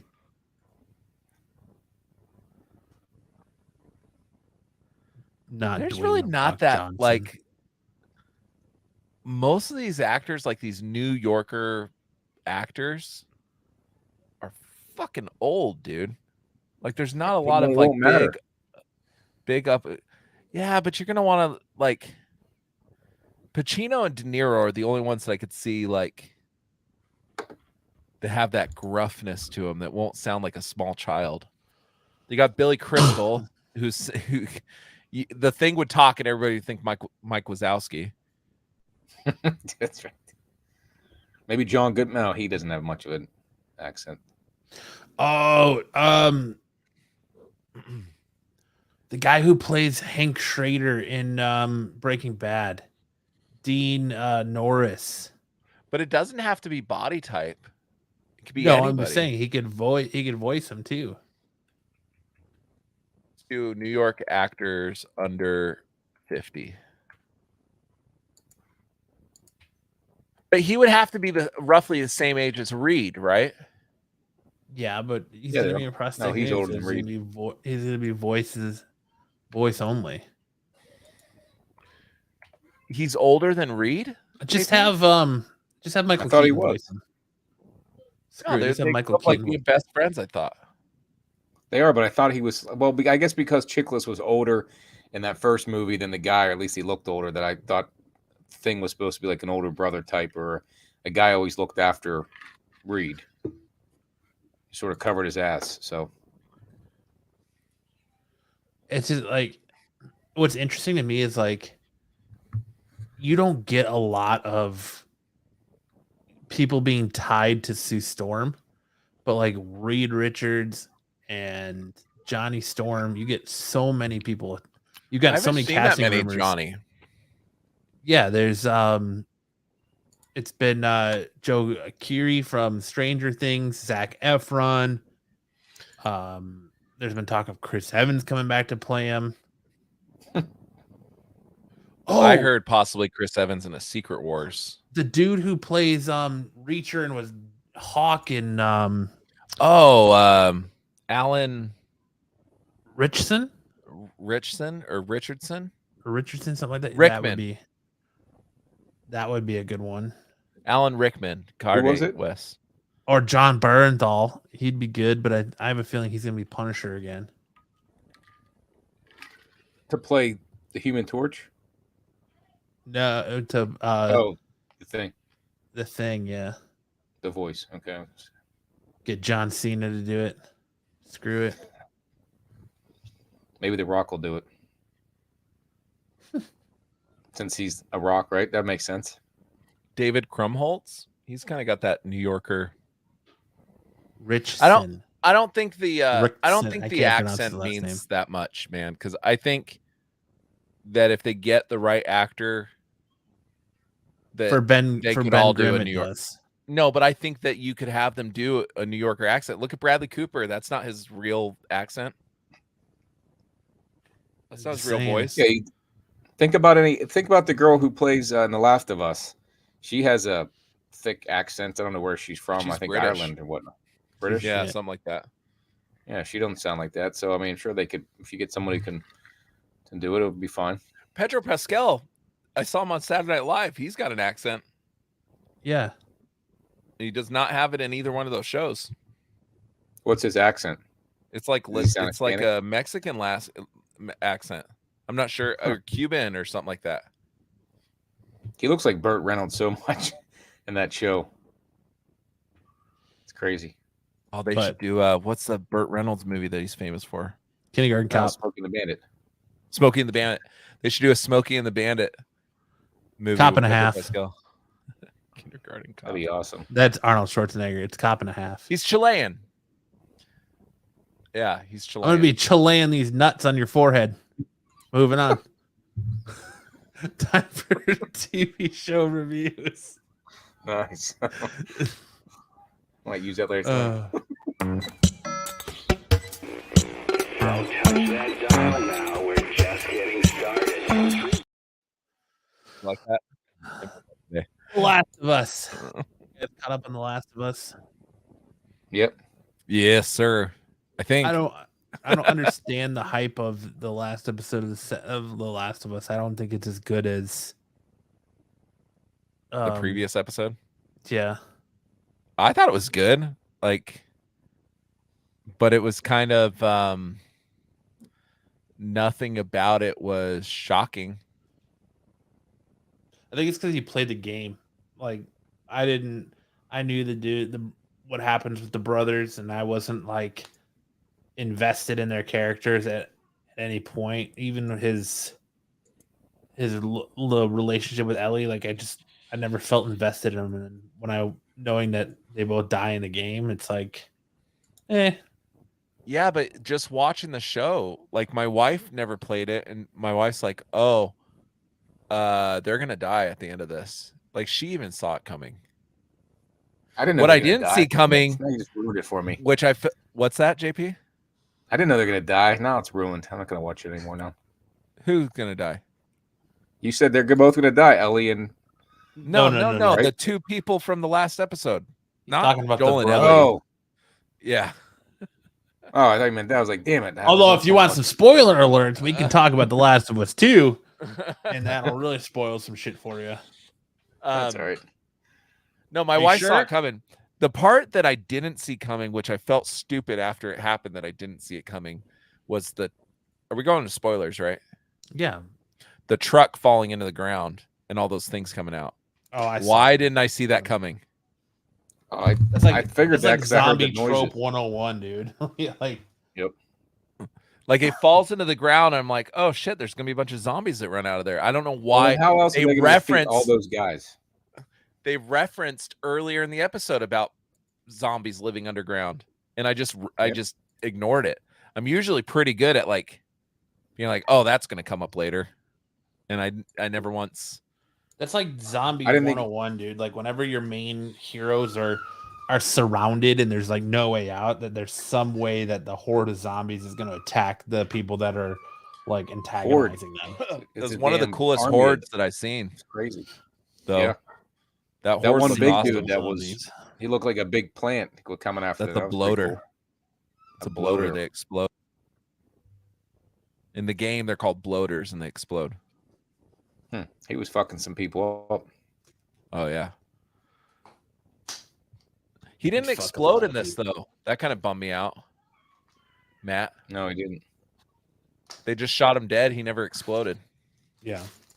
You know, probably $1 million more to get him to explode. Hey, it's HBO money, man. They got all Actually, kinds of money. they're cutting every show from their service. I wonder how much money they actually have. I was kind of bummed the little kid died because I thought that her blood was going to save him. And I'm like, that's really not how it works. But I thought maybe it's a zombie movie. Maybe it will, but it didn't. See, and Matt and I have played the game, so there's literally like no surprises. I think that's what was so intriguing to me about the last episode, that everyone's like, "It's the best episode of television ever." Is that it deviated from the game, and you saw a lot of stuff that you didn't see in the game. You got a lot of backstory to it, and it wasn't like playing the game. It wasn't stuff I already knew. So, Yeah, it felt very different because in the game, and I think we talked about this briefly. In the game, Frank and Bill is with Joel, and they walk up on Frank's body hanging from the rafters. And Bill kind of alludes that they're partners. Yeah, but Bill's still alive, and he's alive. You never see Bill die. Like, I don't think Bill ever dies, right, Matt? Because you hear him referenced later. Yeah, he's referenced in the second game. Yeah, so but their whole purpose in the first game is for them to get a truck. So that is ultimately solved in the show. But the whole love, relationship thing, that was much more explicitly addressed in the TV show than it was in the game. It was kind of ambiguous in the game. Yeah, it was just explicitly shown. Yes, it was explicitly shown in the show, but in the game, he just says, "Oh, he's my former partner," or "We were partners," or something like that. He says it. We're brothers. Yeah, he says it in a way that makes you think that they could have go either way. Yeah, it could be. Yeah, but I guess that's one of the things, Matt. Like you and we've had countless conversations on these video game movies and TV shows failing, and we're like, why don't they, like, this is a great story, why don't they get the people from the comic books or the video game to help write the story? This is the first time that I've actually seen something like this where one of the primary writers of the show is the creator of the game, and now we're getting no surprises for the most part. You think? Yeah, it's very It's by the book. For the most part. I mean, they make changes, of course, but Nothing huge. no. But do you think this is kind of us like, okay, we gave you what you asked for, now we're feeling a bit like, Well, I think it's more underwhelmed? so that you're the minority. People who've played the game and know the story are the minority here, and they're trying to appeal to the bigger Mass. audience of the mass audience who haven't played the game and don't know the story. And so it's, that's who's really invested in it. If you're a fan of the game, you're invested in just because your love of the story in this world that this game built, and you're excited seeing it on the big, on TV screens versus in the video game. yeah, Well, I never played the video game, but I saw that they go to the different cities, and the one city was Pittsburgh, and I was looking forward to them going there in the third or fourth episode, and then they went to Kansas City instead, so that bummed me out. So they got to stick to the script, like you Poor said. Yinzers. I You know. poor Yinzers. Oh my gosh, they screwed us up. Yep. You were hoping they were going to take a trip to Kennywood and ride the roller coasters, huh? Yep, hell yeah. I just saw that it was just there a couple days ago. You were at Rides Kennywood? weren't open, but no, I Yeah. passed by it, so Kenny's it looks great. Woods. Kenny's Woods. We used to say back in the day, if your fly was down, Kennywood was open to let people know that your fly's down so you can zip up your pants. You just say, hey, Kennywood's open. And they go, oh, yeah. All right. Yeah, I gotcha. Kennywood. But nothing else to say on The Last of Us, Lance? I guess not. I like it. I look forward to it every night. My wife actually watches it with me, so sort of our thing to watch Sunday night. I'm into it, even though I didn't play the game. So I think that's the best way to watch the show. Like, my wife's into it too, and she never played the game, and I have. So like, she's like, "Oh, you're watching the next episode without me?" And like, if I do, and she trying to get super into it, but I'm just like, I already know what's gonna happen because I've played the game. yeah, But yeah, neither one of us know anything about it. So it's kind of like in the zombie movie, it's like World War Z, but in episode format. So I kind of look at it like watching The Walking Dead for me, reading the comic and then watching the show and trying to see what's going to happen and the little changes that are made and things like that. Like, I liked being surprised by the deviation of the episode, episode 3. So Sorry, guys, my fucking kids, dude. Did you hear them yelling outside my door? no, or Oh, she yelling for more chicken nuggies. No, dude, they turned off all the lights in the house and they're chasing each other and just screaming. And I'm like, the fuck are you doing? All right, I can hear well, my dog barking. So yeah, I'm surprised you guys haven't heard that either. let's get into what everyone's here for, and let's get into talking Ant-Man and the Wasp, Quantumania.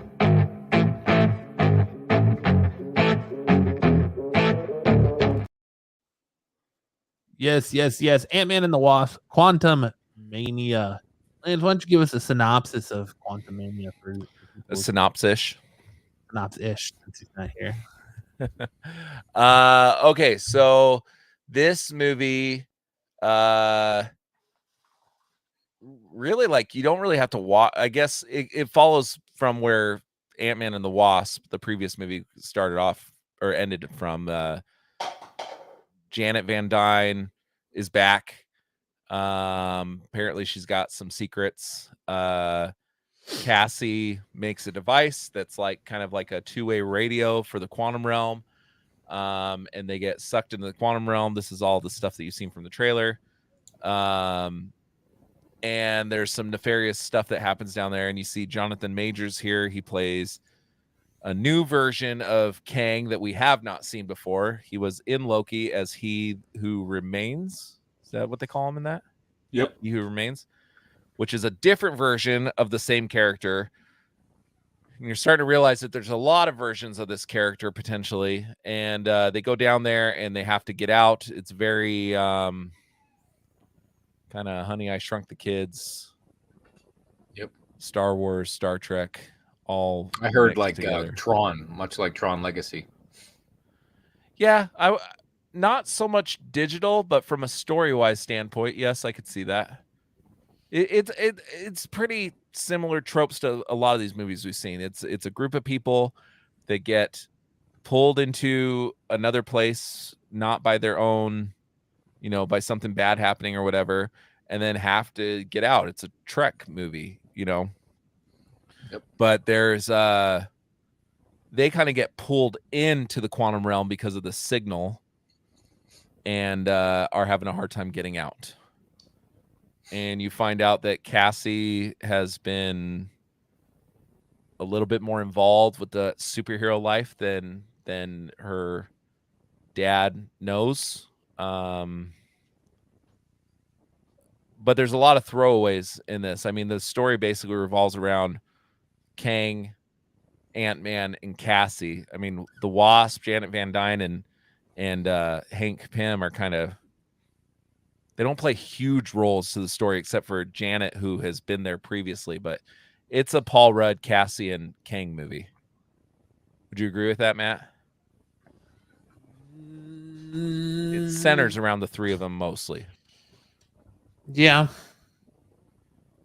I think Janet Van Dyne plays a bigger role than you're portraying because she's kind of the reason for all this. Yeah, she's a linchpin for the most She part. probably had a bigger role in it than the Wasp did. Yeah. Hope and Hank, they're just there for support, really. I mean, nothing. They don't move the needle one way or the other. But Cassie definitely plays a huge role in this movie. And now we're starting to see. So this is the third recast for Cassie. And obviously the first one going Aged from up. the young girl was aged up, but they recasted to Catherine Newton from the actress. That's a good way to put that, Sam. Daddy daughter is 50% of the movie. Mommy Dark Secrets the other 50%. Grammy, Dark Secrets, right? Yeah, but they don't touch like too hard on her side. Like they show a quick scene of her interaction with Kang, but you never really see her like fighting him after that. They just allude to the fact that she was involved in a war against him after she's kind of the one that propped him up into a position of power to begin with. But it doesn't get into that. And Bill Murray, I mean, he's in this movie for a grand total of 20 seconds? I'd say more like 5 minutes, but yeah. And then you never. I was expecting some sort of pay. You cast Bill Murray in this movie. I was expecting some sort of payoff at the end for Bill Murray being in this movie, and it like Jeff Goldblum in Thor Ragnarok. There's some payoff. Yeah, but there. Jeff Goldblum, you saw. Didn't you see him again in something else? Yeah, you saw him in another. I forget what movie it was, but definitely he got a lot more payback than Bill Murray got because. Yeah. There was no pay. There was no. I agree with Sam. Bill Murray was exquisite. Yes, he was. I liked him. Oh, I loved him. I got happy when I saw him on the screen. It's just it felt. You have somebody of the caliber of Bill Murray, and it just felt kind of like, oh, here's Bill Murray. Now shut up, you fucking idiots. You know what I mean? Well, you think about, I mean, the overall arching story of Janet and her time there. They don't tell you, like you said, what happened after Kang. She made that device huge. What kind of fight did he have? How long after that was she still stuck there? Obviously, those people all hated her. All the rest of the Quantumaniites didn't like her because of what she did, and neither did Bill Murray. Excuse me, they preferred to be called Quantumaniacs. Quantumaniac, very good. We are the Quantumaniacs. Did it? So they just sort of scooted over that part of her origin, and all this stuff's coming up. Well, her husband, she goes, "Well, I had needs." Well, you're in freaking the Quantumania. What kind of needs do you have? They didn't look normal, like normal people down there. Who was she banging? Bill Murray, apparently. What the Christ? Here's the other thing I don't understand. They get into the quantum realm by shrinking, and they are frequently in this movie getting bigger and smaller and bigger and smaller. Couldn't you just at any point just make yourself big and get out? Isn't that the whole thing of the quantum realm? Is you're at a subatomic. I mean, she does it to get in the seams of. She makes herself small to get in the missile. Janet does. So obviously that's how you get in the quantum realm. Why didn't they just make themselves big to get out of it? And the other thing is, at the end of the movie, so maybe I just don't understand quantum subatomic shit, but most at the end of the movie, he makes himself big, goes Godzilla mode on this little city.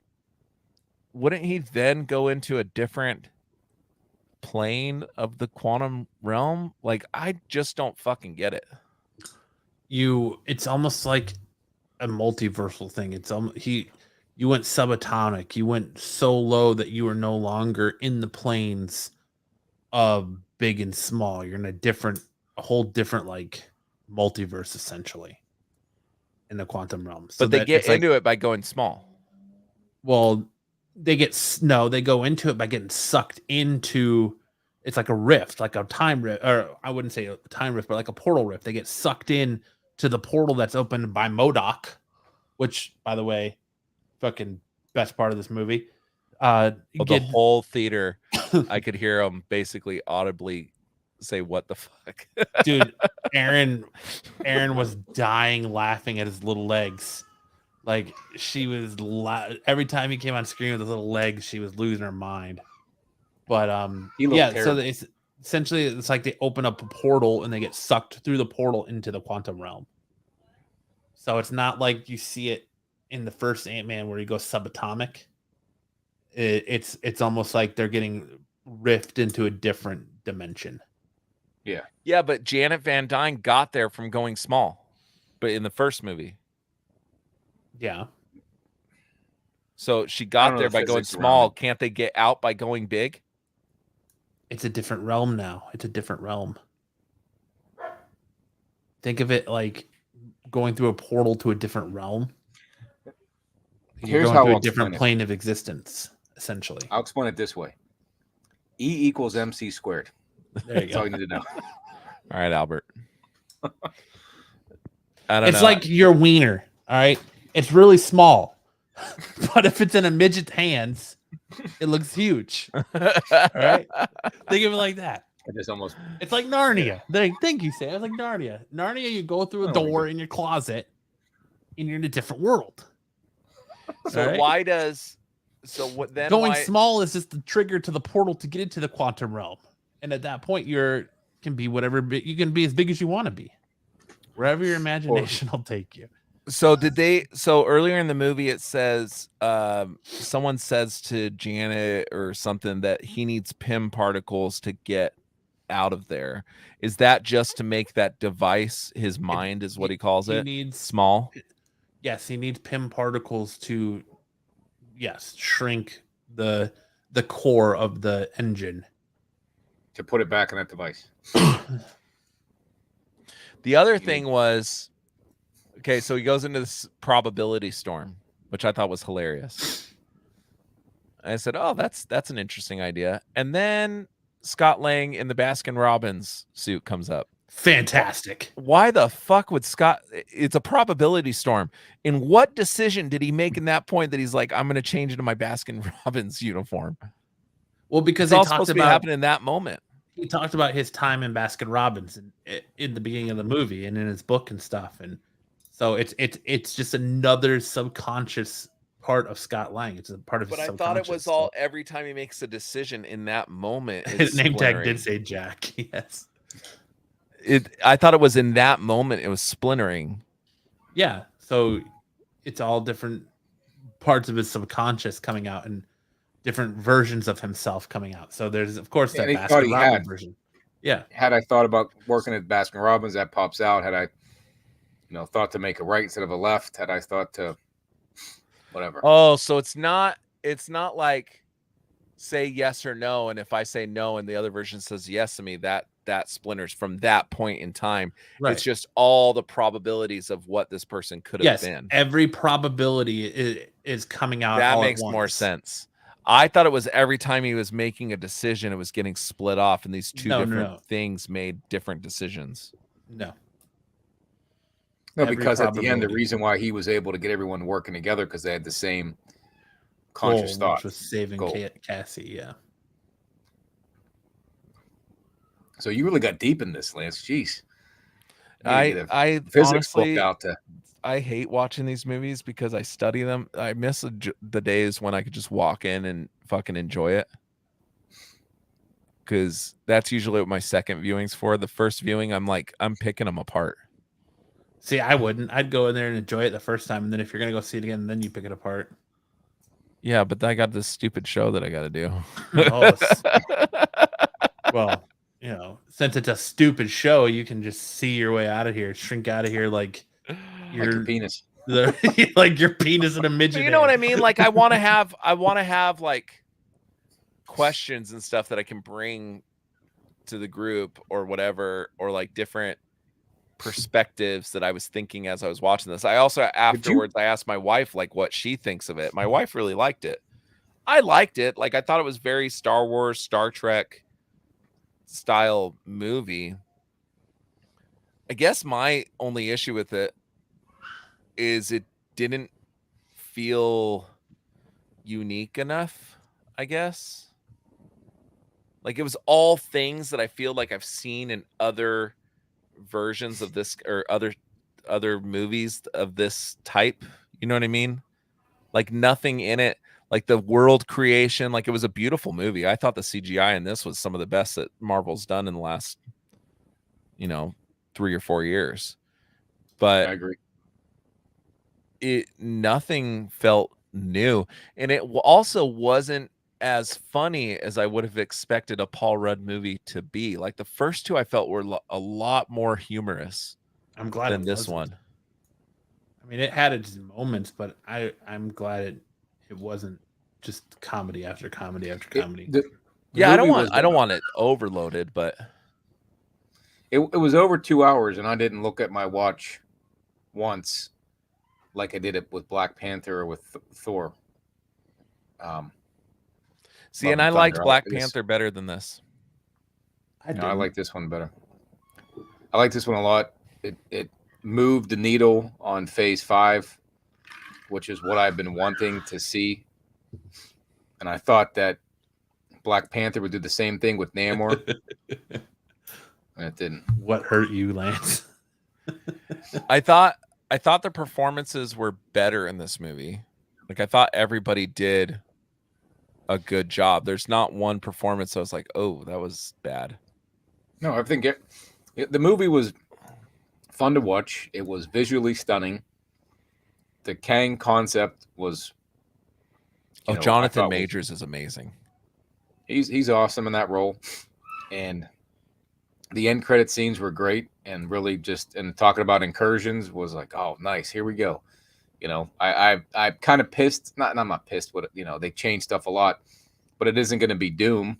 Like Doom's supposed to be the Secret Wars person from the 2015 run, and it looks like it's going to be Kang. So we'll have to wait longer for Doom. Doom's coming. Yeah, but he had a bigger role in Secret Wars. It wasn't Kang. So, But the Kang Dynasty's the movie after. You don't think Doom is going to still play a role in Secret Wars, and then Kang Dynasty comes before Secret Wars. Bodok was original. Kang was menacing. There was a buff chick. The buildings were alive. The ooze got holes. that was really funny. I've got holes, and then This movie almost guarantees you're gonna see Doom because there's such a dynamic and relationship between Doom and Kang that kind of go hand in hand that they have with each other, that there's no way you're gonna get Kang and not get Doom. So you're gonna get Doom in a Fantastic Four movie, and you're gonna get Doom. Yep. You're gonna see Doom and Kang, a version of Kang, interact together. I wouldn't even be surprised if you get the original Kang from this movie, and somehow Doom is the one that saves him from the realm he was sucked into. There you go. Maybe. That being I said, just thought there's so much. That being said, I'm more disappointed that we're not going to see an Iron Man in Kang interaction. I would like to see that, since you just like you got in the comics. But other than that, I still think that that's coming. I don't. I don't. Well, we're gonna get another version of Kang. Probably going to get all of them. You got in the post credit scene. You got Rama Tut. You got all these different versions of Kang, the Conqueror. Yeah, but I think in the Kang Dynasty movie in Secret Wars, like it's going to be the worst version of him, right? I think Like this it's one's going to be the worst something version. that's like, this is the worst version of him. Yeah, that's what they say. But why would they have the worst version killed off so quickly? Then it makes the threat. No, he'll come back. He'll come back. You don't know that he's dead. This Kang is dead. Well, the three This Kang's brothers, not dead. or they're not brothers, but Ramatut and those guys at the end, they say yes, he's dead. No, they don't. I don't think he's not dead. Yeah, they did say do. that they killed him. They said they killed him, not us.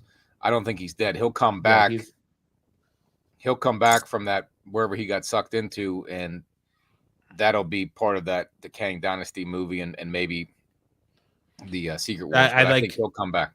Hey Larry, what's going on? I like Lance or Max or God damn it, Lance Max. I'll just go through Couch Cruncher's names, Tyler, and then I'll eventually get to Sam. He went to the probability storm and he's fighting himself. I do like that idea. But Kang? yes, I think yes, Kang the Conqueror will come back. It even says at the end, Kang will return. Because they're not all known as Kang. Because think of it, the one in Loki is He Who Remains. This is Kang the Conqueror. Then you've got Rama Tut. They're all known by different names. Well, who were That the makes three? sense. It was Immortus, Rama-Tut, and who was the other one? That Crimson Centurion or something? Or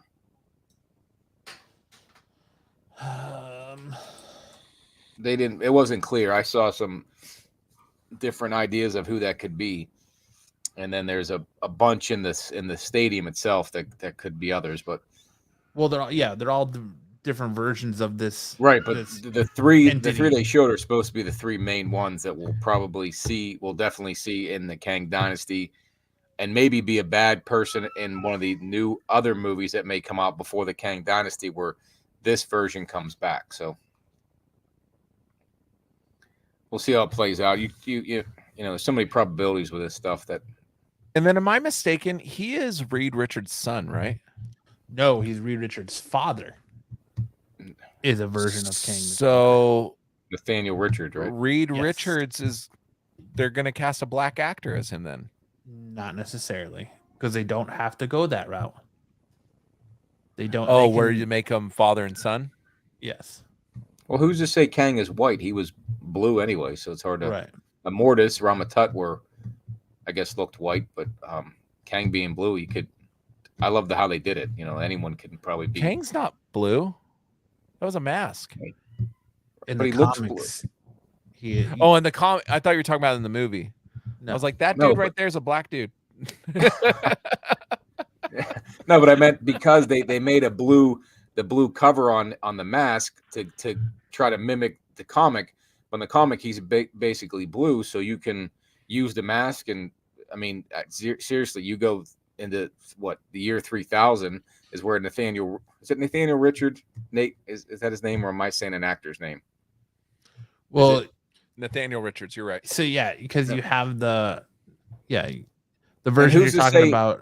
1,000 Ramatut- years in the future that Reed Richards time, you know, his, you know, there isn't a change in, you know, I'm not saying it Oh, it doesn't- matters. I'm not. right. I'm just not. saying it. It doesn't matter to me one way if he's black or white. All I'm Right. saying is that every casting decision we've heard, with the exception of the guy that was in this movie that reads minds, was once attached to Reed Richards. He's from The Good Place. You know, the one that reads thoughts? That is yeah, born yeah. I can't for the life of me remember the actor's name, but he was once attached to Reed Richards, and that would make sense to me because if it's supposed to be father and son, that makes sense. But everybody else we've seen attached to Reed Richards is definitely a white guy. I just heard they're going to take the guy from the Green Knight and make him the Reed Richards. I heard that somewhere. Oh, Dev Patel, I think is his name. Mhm. He's a good actor. I like that guy. So we'll see. That But I is think you I'm can. I'm not bothered by that. No, but I think you can make Nathaniel Richards whatever color, and who's to say in 1,000 years it didn't change, you know? So, and still cast who they want if they have someone picked out, and still would make sense. At least to me. They can do. I was just saying it was interesting how there's been nobody attached to the role of Reed Richards except for that one dude. But if you John Krasinski, when he was in Multiverse of Madness, all those when he came into the scene, it was a square light that brought him in. And if you watch the arena scene with all the Kangs at the end of this movie, they're all square. They're similar. Yeah, they're all similar. So it's similar tech. There was something that they said about in Loki, like the TVAs, the way they come into scenes was very similar too, right? Like it's a square like door thing. So it's similar tech from either Reed Richards got it from Nathaniel, or he designed it and the Kangs use it, or he got it from Kang. Who knows? But again, it's kind of like magic and evil and good powers in Marvel all have different colors. Some are gold, some are red, some are purple, I think. So it has meaning. So maybe these doors being light blue have some meaning as well, and there'll be different characters that teleport in differently. Yeah. But yeah, so you got several versions of Kang in this movie. You got Victor Timely at the end. That's who you see with the second post-credit scene with Owen Wilson and Loki. You got He Who Remains in Loki. Then the three you see at the end are Ramatut, Scarlet Centurion, and Immortus. Then he is also, like you said, Nathaniel Richards. He's Iron Lad. He's got there's multiple different versions of this character. So, but Kang the Conqueror is the one that is just like the badass of badasses. So Sam says Dev Patel is Reed Richards. Eliza Gonzalez as Sue Storm. Sam Richardson, you know Sam Richardson. He's currently doing the voice of Shaggy on the Velma show as Ben Grimm. I'm not on board with that one. Nah, I don't see Dev Patel as being Reed Richards. It doesn't bother me, like if that were to happen. And Eliza Gonzalez doesn't bother me either. Sam Richardson, like I hear his voice in my head. Not Sam from the chat. Sam Richardson, the actor. I don't like that one at all. His voice is very nerdy and kind of, he doesn't have that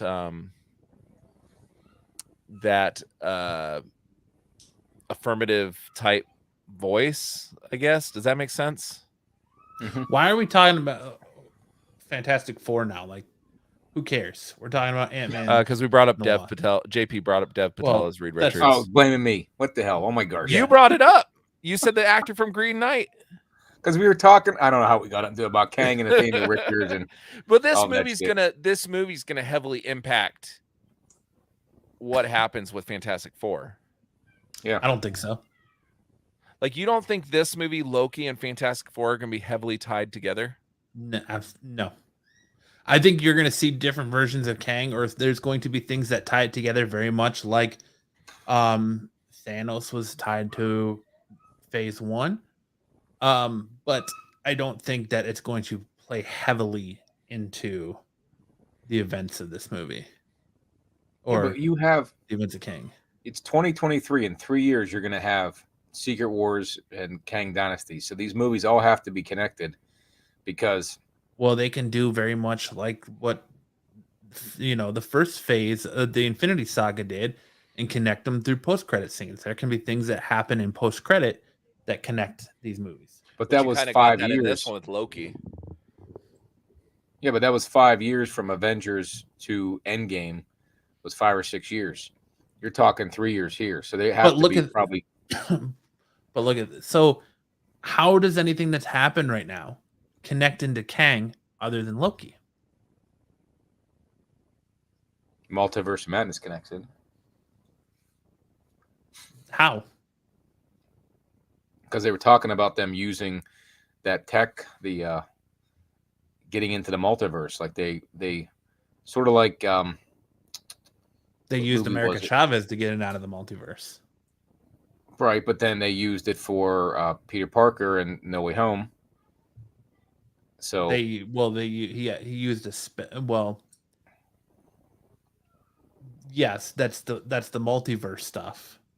right, so that's where I'm talking. The connection is the multiverse connection, which is the timelines being ripped. They had said because they're using the Kangs, the 3 Kangs at the end were using the multiverse as their own playground. And whenever others started using it, that this Kang thought it needed to stop. And that was his rationale to fight them. And that's why they banished him, or that was his thinking, was to stop them from using it as their playground. But now that others in the Marvel universe are using it, then that sort of puts them on the radar. Kind of like it was in that Star Trek movie where once they were able to hit light speed or warp speed, it like all the Vulcans, knew that they were around now, and they were. It said it in Endgame too, or in Avengers. Now that we have superheroes, now they can attack us. Right now But in the they put us MCU, on the though, map. in the MCU, there are only a handful of people who know. There's only really 4 people who know who Kang is: Scott, One of them Cassie, is in Hope, the, Janet, and Hank. There's and Loki. 5. There's 5 people. No, Loki doesn't know who Kang is. Loki knows who remains, and now Victor Timely. That's it. Yeah, but once they talked about the incursions, and Reed Richards talked about it to Doctor Strange, once that connection is done or starts, how you get to the Secret Wars. Yeah, but they don't know that there's this big bad in Kang. Loki knows that there's a big bad guy because he that remains tells Loki that if you kill me, that this is going to happen. right. So he knows it. Yeah. So They he knows know it. something's coming, but he doesn't know it's Kang.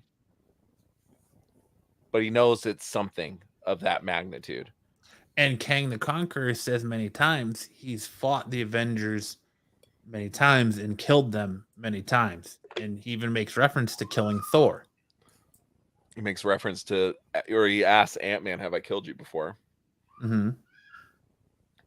It's just interesting. It's the first time that we've seen one of these in a while where I have so many questions about the future. Like I don't feel like I had that with Black Panther and Because it wasn't meant to. It was an end. Black Panther is ending a phase, and this is a new beginning. So, but they're all this supposed to movie, bleed into Secret Wars and Kang well, Dynasty.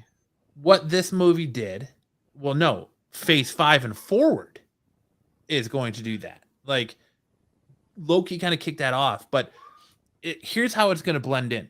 So, phase 4, this movie went back and kind of changed my opinion on phase 4. You look at phase 4 and you're like, God, this is terrible. And the critic scores on this movie aren't very good because I kind of feel like now the critics are looking at every Marvel movie to be on the same level as Endgame, and they don't need to be. They don't have to be.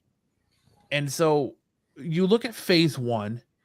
What was phase 1? Phase 1 was setting up your core team, and then phase 2 kind of transitioned you into your what's going to come with Thanos, and phase 3 capped off you got your end resolution with the Thanos stuff. Phase 4 is kind of just like a reboot of phase 1. Phase 4 is setting you up for the heroes that are going to take you to this Kang, the whatever that movie, Avengers Kang Dynasty movie.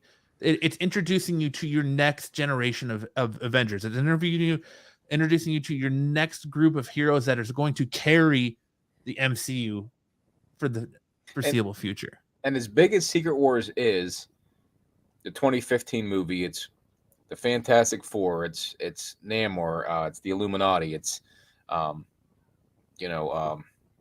to think. There's a lot of big characters in that. I don't see any very big characters who could take Kang right now. Well, that's the whole thing. That's what with Thanos. Like Thanos, we didn't get that character that could beat Thanos until very later, like in Scarlet Witch and Captain Marvel, very late into the whole storytelling. Neither one of them did anything to stop Thanos. It was the Trinity that did it, and all three of them were strong enough to, well, not Captain America, but Thor could have beat him before he had all the Infinity Stones, and Iron Man could have made shit. Iron Man always had a Captain bigger tech Marvel to get was him. making him his bitch. She was, but then it ended. They had the opportunity. I thought she's going to take it and take him down, and then she didn't. So yeah, because he was able to get a stone off and use I think it was the reality stone, right? I don't know. I guess they wanted the and arc. Scarlet Witch is supposed to be stronger than Captain Marvel, correct? Correct. She is, but they're both supposed to be the strongest. But I mean, I'm just saying, like, Thor could have taken Thanos without the Infinity Gauntlet, without all the gems, all the jewels. And once you had them all, that's why they had to cripple Thor a little bit for Endgame, because I think the writers knew that. So that's when you see him going through his personality issues and stuff. Like in the state that he was in Endgame, he could not have beaten Thanos. Right. But they had people capable of beating Thanos, at least two of the Trinity, and add in Captain Marvel and Scarlet Witch. So now you're moving forward with Kang and Secret Wars. I mean, we got Namor. We don't have Reed Richards yet. There needs some bigger characters. Scarlet Witch. Well, you have Captain Marvel. Come back. Yeah, she's coming back. So, but I mean, like, it isn't going to be America Chavez. It's not going to be Shang-Chi. Who else? Maybe Doctor Strange. Maybe Spider-Man. Why not Riri? I guess you got your Riri and Ironheart. You still got War Machine. You still got Falcon. You got Miss Marvel's going to be a major player. You got all the Thunderbolts. But the Thunderbolts are all super soldiers. They're not beating Kang. I don't even know how they're going to beat whoever's in the. I think I heard they're going to have Sentry. Captain that America was movie a and how they super can- soldier, and he held his own against Thanos. You've got with She-Hulk, you've got Thor's Moon hammer Knight, with you've got Mjolnir. Daredevil. Like you've got Daredevil's just not this beaten. new cast of characters that are going to lead. There's too many future, street like, level people that can't fight something like this. You It's need going to be the Silver Surfer, Reed Richards. I need to see Lobo. I mean, it's going to Come on, be bring him in there. you're going to get Reed Richards, and it's going to be the smarts of Reed Richards that ultimately is Kang's undoing, I believe, with the way they're going. Yeah, but I'd love to see that. I'd love to see that. I want to see Doom, but that's a bad guy. But give me Spider-Man in his black suit. Get the Hulk back here and She-Hulk. Let's get the Thing. Let's get some X-Men. Where's Colossus? Human Torch. You need that group from the Illuminati. You need that whole group from the movie and from the comic. Like it's some big names. A lot of stuff happened in Secret Wars. It was such. yeah, you still have Hulk also. Yeah, but he's off with his son and trying to get his son a haircut or something. That was the problem. But I mean, I just think they don't have enough bigger names yet. They're laying the groundwork. But to me, Phase 4 was Adam wiped Warlock. away. Yeah, that again, but that's coming now. He's coming in Phase 4, which is you got Kang and kicking it off, and you're going to have Adam Warlock. Hopefully, you're going to get the Fantastic Four. Maybe we'll see Silver Surfer. You got Vision. And Vision comes back. Captain Marvel comes back. I mean, Miss Marvel isn't going to do anything against Kang, but Captain Marvel would. So the characters will be introduced in the coming movies. They weren't. In my opinion, they weren't big enough characters, the majority of them, to take on this level threat. But Well, maybe if you they'll think do a about it, street though, level. like in that first phase of the original ones, like they were all so new, they couldn't have taken on, like, them as you do now. But in that first phase, like nobody there, we could have said, oh yeah, they could beat Thanos. Thor included. Thor was a spoiled little brat who throws coffee cups on the ground and shit. Like, I don't know. I don't know if Thor could have necessarily killed Thanos. I don't agree with that, but Thanos beat the shit out of the Hulk with no Infinity Stone. And that shouldn't have happened. But I don't know why that. I hated Thanos that part is of one it. of the Look at strongest us, Sam. creatures in the Look at us. Thanos is one of the strongest creatures in the he's called the Look Mad at his Titan. numbers on the back of any Marvel card. Thor is as strong, and so is the Hulk. Thanos has seven unlimited stamina and speed and strength. So does the Hulk, and so does Thor. They could have taken them again in the state you mentioned. I get it that they weren't prepared yet, but they were laying the foundation for the original members of the Avengers. And I don't know who it's not the Young Avengers they're making now. And we haven't seen X-Men and we haven't seen Fantastic Four. So those were the people that were all of those people were involved in Infinity Gauntlet, Secret Wars, and Secret Wars 2015. Those were all the big teams that were involved. And I don't see any of that semblance right now. Well, you sure got the Marvels coming up. I think the Marvels is going to play huge into the story, because I think Miss Marvel's bangle has something to do. They're basically doing like the Infinity Stones again, where there's going to be like these devices. So it's like the bangle, it's Shang-Chi's the rings that he has. What was the other one I was reading about? But there's these devices that Kang is going to have to steal, I guess. But Captain Marvel's still there, and I think Miss Marvel's going to be a huge factor coming up. Yeah, I don't think I wanted some cosmic level Adam Warlock, Silver Surfer, Fantastic Four. She-Hulk again. She doesn't seem in a state that she could beat anybody besides Daredevil's meat. Nor does she want to right now. But I mean, you're supposedly getting Nova. Beat Daredevil's meat. Good. You're supposedly getting Nova soon. Imagine how tiny his pecker looked in her big green hands. I know. You also have the Eternals. I heard they're not coming back. They canceled. Those characters are going to be thrown away, but they may just not get an Eternals 2. But they're going to be featured in some way. Like they're just not going to get rid of those characters. But they weren't the only one that was cool was Icarus. I think the only one that get used moving forward is going to be Star Fox. Well, Yeah, no, they kinda- Kumail Nanjiani has said multiple times that he's coming back. No, he Who? hasn't. He said he doesn't know if he's Oh. going to come back. I want to see Icarus back. I thought he was cool. And Icarus Selma dies, Hayek, but I doesn't think he? I don't think Is anyone's Icarus- really dead. Is Icarus the dude that's playing Joker, Barry Keoghan, No. or is it the other guy? The other guy, it's the guy from It looks Game like of Thrones. Superman. Yeah, Game of Thrones guy. He looks like Superman in the Eternals. Yes. He died at the end of the Eternals. I'm here to I don't know tell that he you, really I died. really don't think the Marvels.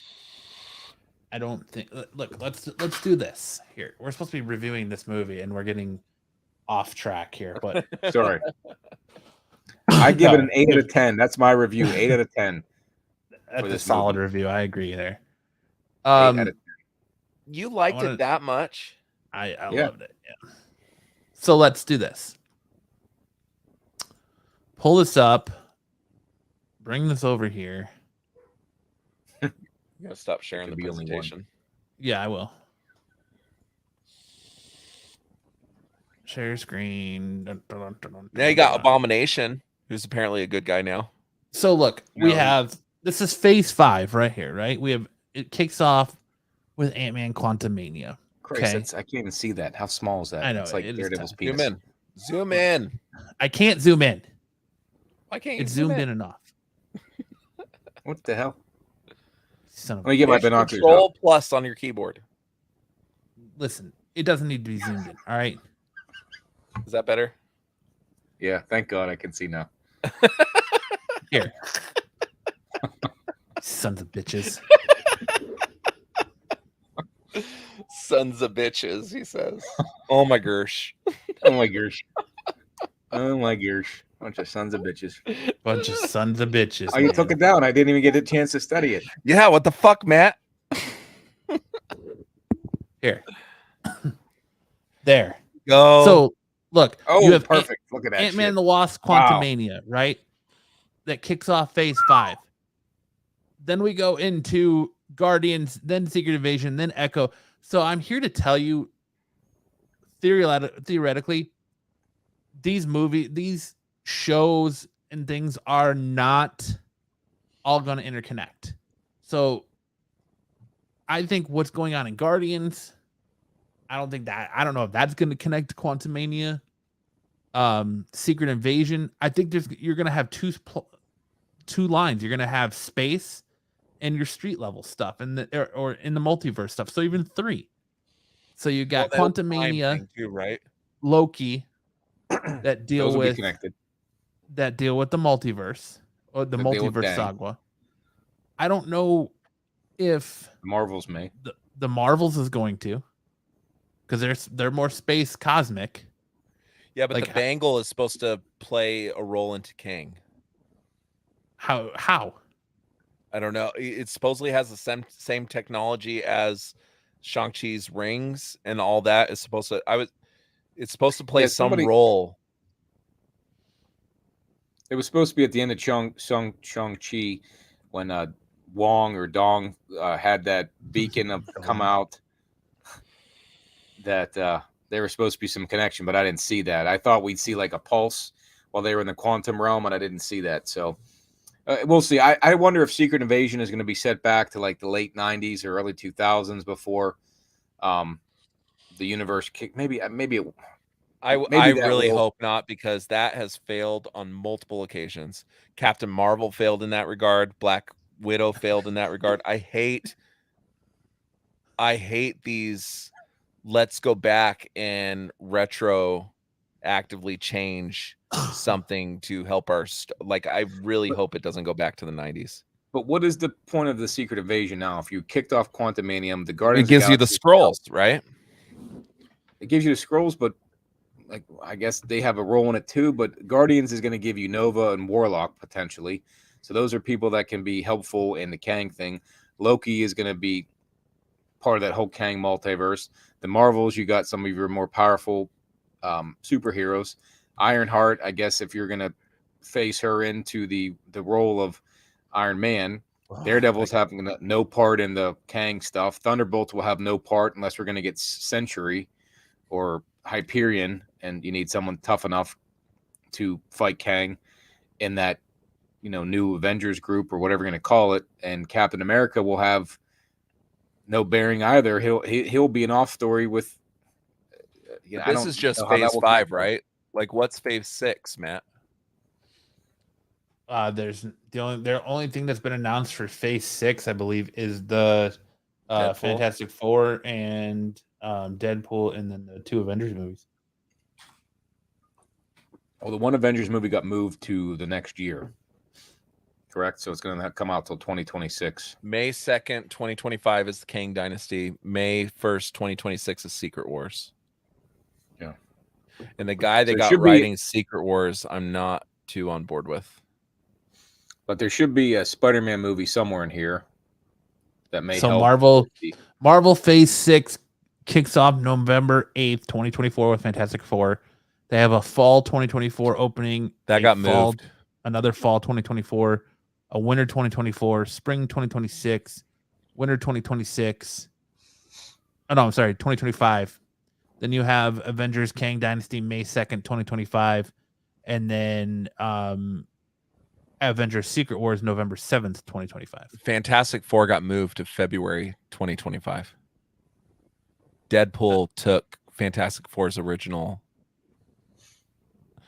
Deadpool's coming out November 8th, 2024. Okay. The Deadpool movie is supposed to have some bearing on the multiverse as well. So yeah, I really think it's going to be a Bill and Ted's Excellent Adventure thing, them traveling the multiverse. Because he calls it a buddy action movie. Like, it sounds like fucking Bill and Ted, dude. The way this is lined out, I see multiverse stuff, Quantumania, Fantastic Four, Loki being the only things that are dealing with multiverse. Secret Invasion, Guardians of the Galaxy, the Marvels, I see that all as space. Street level, Echo, Blade. Well, Blades could even be magic because of Agatha, and then Doctor Strange, the next Doctor Strange. So, but like street level, you have Echo, Ironheart, Daredevil, Captain America, Thunderbolts. I wouldn't be surprised if Echo plays into Ironheart, which plays into all of that. All those shows, Echo, Ironheart, Daredevil, have ramifications that lead you into Captain America: New World Order. That, there's already been the rumors out there of you've got the Celestial that in the ocean that was killed, and Eternals that they're all fighting over, and adamantium's discovered, so they're all fighting over this new resource, which leads into Thunderbolts, which leads into X-Men. I don't like. Is that going to be Krakatoa or Krakoa or whatever it's going to be? Krakoa. Crack. I don't think it's going to be Krakoa. Crack your ass. Is that what you said? Crack your ass. Oh man. Echo's not getting shelved. It's already halfway filmed. Echo's already been filmed. The thing of it is when you have Spider-Man, he can work in cosmic or street level. You can't have. Yeah, that's Daredevil what they cool that they've done with this Spider-Man is that he's kind of involved with everything, isn't he? But as strong as Spider-Man is, he can be in that role. But you're not going to have Daredevil go into space. You're not going to have the Punisher or Winter Soldier doing that. That's why, you kind of can have both street level and cosmic, and some can merge over, and maybe they have 2 storylines, but I don't know how they're all going to connect. Yeah, because Miss Marvel is kind of street level-esque. That's all space. They're going into space. So that's what I'm saying. It's like they have your Marvels are going into space because you have Photon. Monica Rambeau is Photon, who pretty much has she was Miss Marvel at a point. She was not Miss Marvel, Captain Marvel. So you have Photon, you have all that space stuff there. Like it's just like but the other Secret Captain Invasion. Marvel or Miss Marvel's not going to go there. Secret Invasion was set up there now, the young girl, because that's what happens at the end of Miss Marvel is her and Captain Marvel like basically switch places. So Miss Marvel ends up wherever Captain Marvel was, and Captain Marvel shows up in Kamala At her house. Yeah. At her house. So she's in space. So I have a feeling that's where the Marvels is going. Is Captain Marvel has to go save Miss Marvel, and in some place Photon is there. Matt, what were you saying about the cosmic on? Because that's my only thing was I don't think she's capable of going cosmic on Captain Caveman or Captain Marvel. She can go, but Captain not Caveman. The first Captain Marvel movie, the events of that you got the Skrulls now, which were in Spider-Man Homecoming. Not Homecoming, sorry, Far From Home. So the Skrulls have already been set up there. That's kind of what Secret Invasion leads into. At least that's what they lead you to believe. So because Nick Fury's on that spaceship. I kind of feel like all this might come to a head, but right now I'm confused. Where I'm confused in all this is like, how does Guardians of the Galaxy Volume 3 play into Kang? We don't know yet. I know how Loki does. How does Echo play into Kang? Don't know. How does Secret Invasion play into Kang? Don't know. The Marvels. And I can make a connection for Secret Invasion, the Marvels to all play together. I can make a connection for Quantumania and Loki to play together. I can make a connection for Blade and Agatha to play together. I can make the Marvels and Guardians of the Galaxy. Yeah, because if you get Warlock and Nova, then those are cosmic level for what's happening. Right. And there's been some talk about Ghost Rider potentially coming up before then. Because you got to remember, phase but Ghost Rider 6 is not fully fleshed out. Yeah, but Ghost Rider isn't going to play into the Kang stuff. I think there's I don't think all this is going to play into Kang. I think there's multiple storylines that are in play here that are going to lead to the culmination of Secret Wars. I don't think everything in that here is going to touch into Kang. What I'm wondering is, though, with Secret Wars coming out, will it be the Beyonder? Will it be Doom? Or will it be Kang? Or will it be all three? That's what I'm kind of curious about, because they can mold together both Secret Wars storylines, the 84 and the 2015 they sort of did by making it the Beyonders, the Council of Beyonders. So they could bring that person in to be even bigger than Kang, bigger than Thanos. Right, Joe. And that's kind of what I'm saying is that, none of these movies, I think there's going to be Kang multiple. Is going to be like a Civil War, like a half. There's going to be multiple storylines running here. I don't think all of the movies that are that have been announced for Phase 5 are going to lead to the events of the Kang Dynasty. I think all of these movies are going to start leading to their own individual paths, but you're going to have, like Quantumania and Loki are telling the quantum realm Kang story, carrying that. Secret Invasion, Captain America, Echo, Ironheart, Daredevil, Thunderbolts, they're telling a different story with the Marvels. Echo and Blade, it's just, I think there's multiple storylines going on here that aren't necessarily leading to a common end, like what we got in the first couple phases with the Infinity Stones and Thanos. But if you remember, Infinity War came out and it wasn't all of them. Do you remember? We didn't get all the players in Infinity War. We got all the players in Endgame, but not Infinity War. I kind of equate Kang Dynasty and Secret you didn't War. Get in Infinity War was Captain Marvel. No, Antman wasn't in Infinity War. Well, because he was trapped in the quantum realm at the end of Infinity War. Because he was in the quantum realm. They explained that at the end. He was in the quantum realm after Infinity War, when all the events of Endgame, the events of Infinity War are going on, because he's under house arrest. Him and Hawkeye are under house arrest for the events of Civil War. So right, that's what I'm trying to say. It doesn't matter why they weren't there. What I'm saying is that we got a movie that didn't have everybody. Yeah. Right. You don't have to have them all in there, but there was the overarching Thanos culmination that was coming, and they were all related. But that doesn't work anymore, because now you have triple, if not quadruple, the amount of characters that you had before, and it's just not feasible. I guess it's the same thing as the DC. Would you call it the other universe, the extended universe, or the what you call it? DCEU or whatever. No, the the one with the Joker and Harley Elseworlds? Quinn or Elseworlds. Elseworlds. So maybe it's street level and cosmic for Marvel, and not everybody will get to go cosmic. I mean, for some of the books, Secret Wars, they had everybody into them. Maybe they won't do it this time. Well, I which is think fine. you're going to get everybody in Secret Wars. I just don't think, because you keep talking about Kang. I think Kang Dynasty, that movie is the culmination of the Kang storyline, and Secret Wars is kicking off the next thing. Well, no, what I think it is like I said, I think your street level stuff and secret. I think, look, if we're looking at it this way, Quantumania and Loki are going to play into the Kang storyline, and Spider-Man as well. Everything that has to do multiverse, Doctor Strange and the Multiverse of Madness is going to play into the Kang stuff. Right.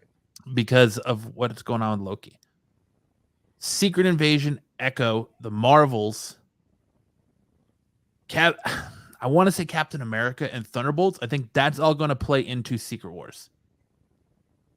But I think that those multiverse people like Spider-Man and everything are be also going to completely be wrong, part of too. Secret Wars. They Because can you've be. They even can all said be it part of yourself, a big storyline in Secret Wars is Peter Parker getting his black suit. So he's gonna be there. Right, but Daredevil wasn't there. Hawkeye was. I don't know how he makes it cosmic and whatnot, but they didn't have Daredevil. They didn't have the Punisher in that run, and again, they weren't as popular back then. Potentially, that's why they didn't bring him in. But they can definitely bring them all in. I just What I feel is going to happen is you have three different storylines going on right now, and this is kind of what Matt's alluded to: the cosmic, the street level, and the multiverse stuff. The multiverse stuff is all going to lead towards Kang. By the end of the Kang Dynasty, something's going to happen that leads into Secret Wars and pulls all three storylines. I don't think they will. I don't think Secret Wars has anything to do with the Kang stuff. Look at what is the plot of the Secret World storyline? No, I don't think they have anything to do with each other, but I think in an after credit scene, because they come out one after the other. No. It has to be That's what I'm connected saying. because of the incursion part of it. It doesn't. That's what I'm saying, is that what Marvel is doing is you're getting different storylines running parallel to each other. You're getting the multiverse stuff, and you're going to get the stuff that leads into Secret Wars. I honestly don't think the events of the Kang stuff has anything to do with Secret Wars. No, I think that's Secret Wars is a combination where the Beyonder comes and he pulls all the villains and heroes from the Marvel universe and brings them to one planet called Battle World, and they fight it out. That's what Secret Wars is. So and I think you're misunderstanding what I'm saying. I think the Kang Dynasty, that movie, is going to be the end of Kang's story, or at least that storyline. But if you're going to get an after credit scene or a very end of the movie that's going to bleed into Secret Wars, but not saying that movie is going to affect what happened in Secret Wars, but you're going to get some sort of tease for Secret Wars because it comes out a year later. What Secret Wars do you want to see? The Battle World stuff or the 2015 stuff? I want to see the Battle World stuff. I want to see the Battle World stuff. And the Battle World stuff to me brings out, you have the possibility to see a whole, because we've heard like little rumblings of potentially Chris Evans coming back as Johnny Storm and all these things. I think you're going to get a bunch of versions of these characters. It's going to be like No Way Home Part 2. Multiverse stuff. Like, why is Kang talking about incursions, which is what Secret Wars 2015 is about? That's a much better story than the 84. All the heroes got pulled into one place to fight each other. But you don't think they both could be true? They can blend them together, but I think the incursions have something to do with it. So why is that being talked about in these Kang movies if it is not going to have any bearing? My question is it going to be Kang, Doom, or the Beyonder, or all three of them in the Secret Wars movie? That's what I'm trying to figure out, why Kang is the main. Done. I think Kang's done after Kang Dynasty. I think that's the culmination of his story. And then you're going to have Doom come in somewhere, or the Beyonders going to come in. And if you look, Fantastic Four comes out 3 months before the Kang Dynasty. Well, that could be more of the. Think back before Infinity War. 3 months before Infinity War, we got Captain Marvel. which had no. That didn't have any Besides- bearing until Endgame. What bearing did it have? All it was is showed her come in, like her past. It had no introduced bearing. her so that in Endgame we had her. We did not have her in Infinity War. Yeah, but until would the you have very, been very fine end. with? Would you have been fine with when Dude, I'm trying to prove your when- point here. No, but I'm saying, but would you have been fine when Mace Windu looked at his text and saw fuck, Captain dude. Marvel, and then she came Oh, back. I thought you were equating this to Star Wars somehow. It's like, dude, let's not do No. that. When Samuel Jackson looked at his text or whatever it was, his pager, and her picture was there, that the digital picture, you could have just brought her into Endgame without having to have the movie with her. Yeah, that but they're gonna have a whole movie where Doctor Doom is. I feel like Doctor Doom's gonna play a big role in Fantastic Four, and then you're gonna see him again in Secret Wars. I hope so. That's what I think. But Kang- all I'm Kang trying to would do be- is just equate the Captain Marvel, like just Right. compare it to that. that What I would have 3 month liked with history. Captain Marvel was for that movie to come out before Iron Man 1 Right. and not 30, not give me a prequel just to fix You your don't like fucking going to story. Blockbuster? No, Going I back to don't. Blockbuster. No, it should have been in the it first probably phase. is. I mean, now the more that I think about it, JP, you're probably right. It is probably going to be the 2015 Secret Wars storyline. Because, I mean, that would line up with the multiverse stuff. But you don't think If Kang that's- ends in I don't think Kang I don't Dynasty? think Kang's gonna. I absolutely do. He ends in think- Kang Dynasty. But that movie's going to act as a linchpin, much like Infinity War did to Endgame. It's going to act like a linchpin to Secret Wars. And There's gotta be something Fantastic that happens Four is in going to give Kang. us Doctor Doom. I don't think it will. to I give think us maybe Secret Wars. they'll use it as like they'll use an after credit scene to transition to set up the next set of movies. But I don't think it's going to be a linchpin into Secret Wars because Kang has nothing to do with Secret Wars. Well, we'll find Right, out. that's what I'm- But why does Kang have so much to do with these incursions? And it was all Doom had nothing to do with the incursions, but it was Black Panther that found out about them. And then I got to read the story again. I read some of it. Well, Funny. Doom has a big part to play in He the became the, 2015 Secret Wars because him, he was Doctor God Emperor Strange, Doom. Molecule Man, they go to confront the Beyonder to kind of like that last ditch effort to save the multiverse. Right, and then it's quite a storyline, I think, from what I've gathered.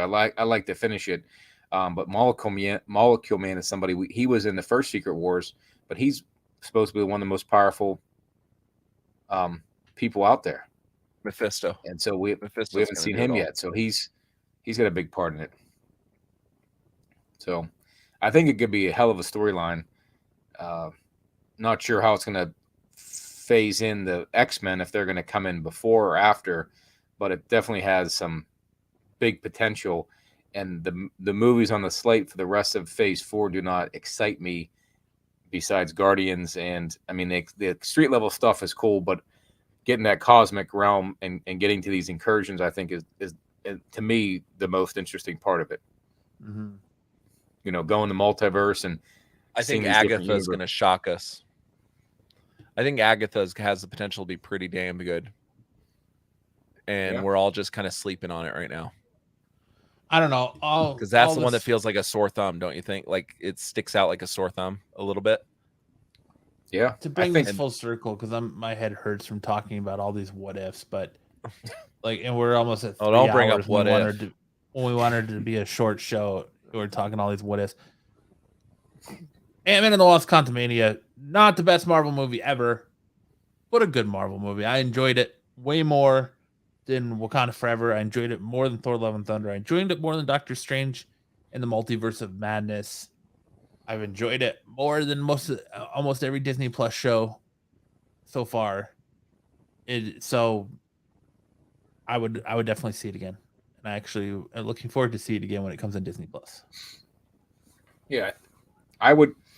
Multiverse of Madness and this movie, I think you can take out the other two because they have no bearing. Thinking about it, Thor will have Hercules. He's someone strong enough to try to maybe take on Kang. So we'll see how that ends into it. What I don't understand about that one is Zeus is basically putting Hercules out to kill Thor. So And when are that's- we going to get that? When is he going to switch to being a good guy? He'll switch like in the first 10 minutes of that movie. They tend to do that stuff. Like that's I guess that's kind of what I'm trying to get at here is that you have certain movies in phase 5 that are setting up the Kang stuff, and you have other movies in phase 5 and 6 that are setting up the Secret Wars stuff. They're not all leading to one that's going to spill into the other. I firmly believe you have 2 different storylines in here that are going to come to head at 2 different locations. You're going to have the Kang stuff that comes to a head in the Kang Dynasty, which is the, you know, what we've seen in Doctor, you know, all the multiverse stuff is going to come to a head in the Kang stuff. And then you have the storylines that are coming to a head in Secret Wars. So you've got 2 storylines running parallel that are one's going to end with Kang Dynasty, the other's going to end with Secret Wars. I don't think the events of Kang Dynasty are going to spill into Secret Wars unless somehow the Kang Dynasty sets up the Beyonder and we go from there. But I really think you have your set of movies here that have dealt with Kang that are going to culminate in Kang Dynasty, and then you're going to have the set of movies with your street level heroes more so that are going to lead into what happens in Secret Wars. Do you think that maybe the whole point of He Who Remains knew he was going to die, and they would have to, he would come back again? What's that? You already saw it. Do you think he's the Beyonder? Do you think they make him the Beyonder? I heard they're looking at Henry Cavill for the Beyonder. I just wonder if they're going to make, not casting wise, but just use that Kang version to be the Beyonder so they can keep this Kang storyline going forward and not bring in Doom. They'll bring in Doom, but they won't bring in the Beyonder. Like you're thinking they'll use this Kang as the Beyonder, one version of Kang as the Beyonder, because they'll change something. So just a thought. But I mean, with the Skrulls coming into the MCU, it kind of changes a lot of things. We really have to wait and see what that's gonna do. Yeah, I mean, after Quantumania, I'm pumped for Secret Wars. I was when they announced it. I'm pumped for Kang Dynasty. I would love to see either version of the Secret Wars storyline. I'm more partial to the 84 one just because of nostalgia, but I think the 2015 was such an intense way to put way more weight on that whole storyline. It was just a bunch of heroes fighting villains with the incursion. I think that's just a huge opportunity there, just a huge storyline they can really play on and make it even bigger than Infinity War. So I think that's the route they should go, and I'm looking forward to that.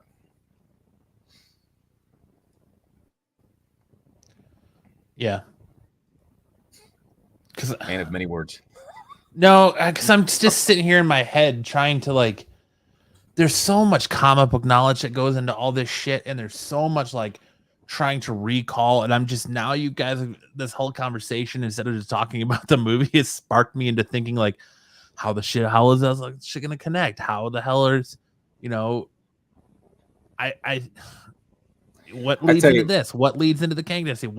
How do we get to Secret Wars? Okay, I can see the Thunderbolts, and I can see Captain America, and I can see, maybe Ironheart and Echo, all that getting us to Secret Wars.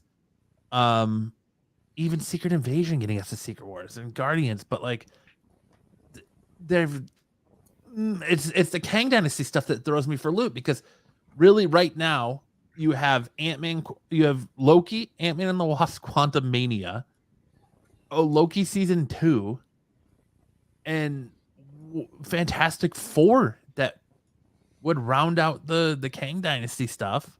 And then you got Thunderbolts, Captain America, Daredevil. I guess the 2 movies to me that don't fit in here anywhere are Blade and Agatha. Blade and Agatha don't fit to me.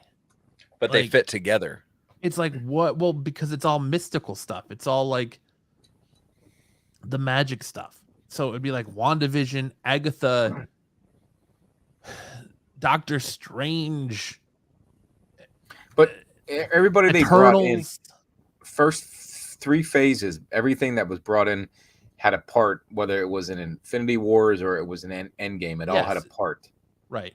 I don't see this. I don't see the connection yet, in my opinion. So Those characters had a part, but where did Iron Man 2 play in the Infinity Saga? yeah, true. It didn't. You know, like there's lots of And movies put it that this didn't way, really play in the Infinity Saga that came out. I mean, what's another one that Dark World had the ether, right? Yes. Yeah, that just had the ether. There was no other bearing on it. I didn't even see that movie. Civil War had no bearing, except bringing except for Spider-Man. separating the group. Well, yeah, except for separating the group and setting up Hawkeye taking Hawkeye out of the equation for Infinity War and Scott out of the equation for Infinity War. Yeah, but nothing as far as the cubes are concerned. But we didn't see that coming at the time. But Ant-Man set everything up because without the quantum realm, they wouldn't be able to time travel. And we didn't see that Right. at the time, did we? So all these things were like, how does this play into it? How does this play into it? Like, think back to back then. Like, we saw Ant-Man and we're like, oh, this has nothing to do with Infinity Stones. Yeah. I seem to even think, I seem to remember even having a conversation on one of these shows that we were saying, well, maybe the Soul Stone's in the quantum realm. Back before we even knew about any of this stuff. So we just are children right now. Like, we don't know what we don't know. You know what I mean? Yep. We're not writing So- it. We're not acting in it that I know of. I haven't got a call We yet. could from we could Feige. see something as small as, you know, they're talking about adamantium in the Captain America movie. We could see something, oh, that's going to bring in X-Men. It could have some different bearing that we don't even know. The Captain America be bringing X-Men, which is going to bring in fucking I don't know, Professor Xavier, and Kang's going to use Professor Xavier to do some shit we don't know. Is all I'm trying to say. We just don't know. No. No, it's Blade, good to speculate. Kang could use his blood to fucking do this shit, and Kang wants to do this with him, and whatever. We don't know. So it's all Kang's just gonna fucking pull out his wiener and go and fucking spray But the that's what I'm saying, multiverse, and like- there's gonna be little Kangs everywhere. when you saw the first Right. Ant-Man. When you saw the first Ant-Man, were you asking yourself, well, what's the significance of this movie to Thanos? We didn't know. We were going as far to think of maybe that's where one of the stones is in the quantum realm or something like that. We don't know. Maybe it was a you know, kidney stone or something instead of that. Just shrink that. But did they even address the quantum realm in except for the fact that Janet Van Dyne goes there, That was but it. that we never see it, right? No. Well, yeah, Not till Ant-Man 2. not Oh, you till- see how she got in there, but not what was in there. No, you see. And- Yeah, well, no, you see. God damn it! Now I can't remember that movie. Oh, Well, it think was about at the the quantum end. Doesn't he realm, go Yellow into it? Jacket. He goes subatomic till- or subsonic and goes like, when he's falling fighting Yellow through it. Jacket at the end. and then he uses the disc to make himself big and come out of it. Oh, what? Imagine that. He made himself big to come out of it, like you said earlier. Wow, we all Imagine tied that shit. together. Holy shit, that tied Full together. circle. Everybody no longer thinks Lance is an idiot. But they're it's. I think that people I thought you feel were like they're hinting that the quantum realm, the layer of the quantum realm they're in is under where Scott was before to get out That's of it. getting too cerebral for me. He made himself big to get out of it. Well, put it this way: the quantum realm Normally, that you they make were yourself able- big to get in it, right? Let's just keep going with the dick jokes. Keep it rolling. Keep this dick joke train rolling. What? Can I tell you, JP? That's what I asked Matt if we should name the show tonight. What? I'm a grower, not a shower, and he vetoed that one. I see it. Yeah, that would be a good name. Reminds me of you guys ever go? How often you guys go to the gym where you have like people just walking around butt ass naked all the time? Have you seen Matt and I? Hey, listen. I say this: big or small, I don't want to see your junk at all. Fucking No, put yeah, a towel on. exactly.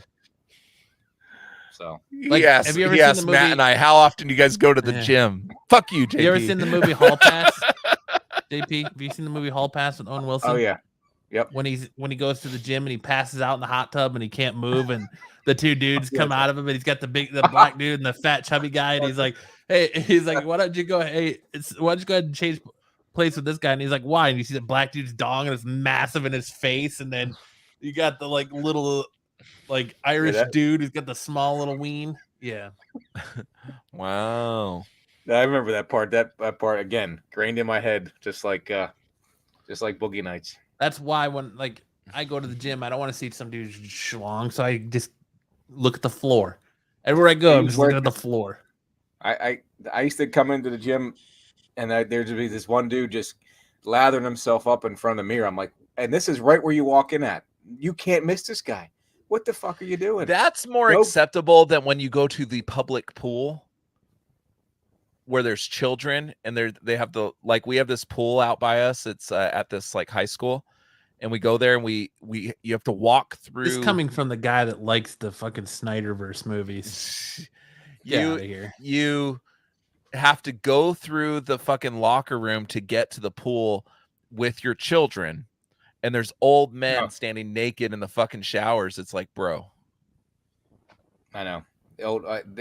I'd see them. They had two gyms. They had two locker rooms at the gym. You're about to call them the old whites, weren't you? You're like, those old whites that are just sitting in the gym. I did not. Clothes on. They were. Let's just put it this way: these men that are doing there, that are so like proud of their bodies, have nothing to be proud of. No. I would see there was two gyms. There were two lockers, two for men and women. One was a spa and one was like a regular locker room. So you had to pay more for the spa entrance. And these people, no one wore fucking clothes in the spa version, and they would sit on the benches buck naked. I'm like, put a fucking towel on, because they if you're gonna paid sit the there, extra money to be naked. I just like You how don't this just show sit has come naked. full circle. How we went from talking about a movie to now talking about fucking dirty naked dudes in the gym. It's it fucking annoyed me. So I Dear forget how we got on Penthouse. topic. Sorry. But again, the saying is, you were gonna make it shower, not a grower. That's a good segue. We to went with another all the saying. small things. We went to a Blink-182 reference. Or big or small, I don't want to see your junk at all. That's another rhyme. You can use that one. Coined it here. Shower, not a grower. Fresh news 24/7. Hey, geeks, just saw Antman wave the water. Antman way of water yet. Oh, man. All right. right, Well, I we'll think that's get a off the good place to dongs stop now. it because Dun-dun-dun. we have completely gone off topic and went from talking about, locker room etiquette to seeing dongs and Seeing dogs. I feel like you got the full absolute geek fucking just You got the full. For Full anybody variety new to the right there. show, this is essentially our this show. Yeah. Our show is like an You got a ADHD condensed person. version of this last 15 Yeah. minutes of what our entire show is. But overall, in my opinion, last opinions on Ant-Man and Wasp Quantumania, not shower talk, not dong talk, not how big your Johnson looks in a midget's hands. I seem to remember you saying that. I understand, but Just don't You make know. JP and I seem to be the pervs. That was your comment. that was my comment, and I will own it. Yes. I enjoyed Ant-Man and the Wasp Quantumania. I would see it again.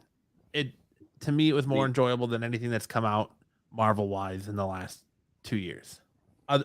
Minus Spider-Man No Way Home. My final thought is this. I like dogs.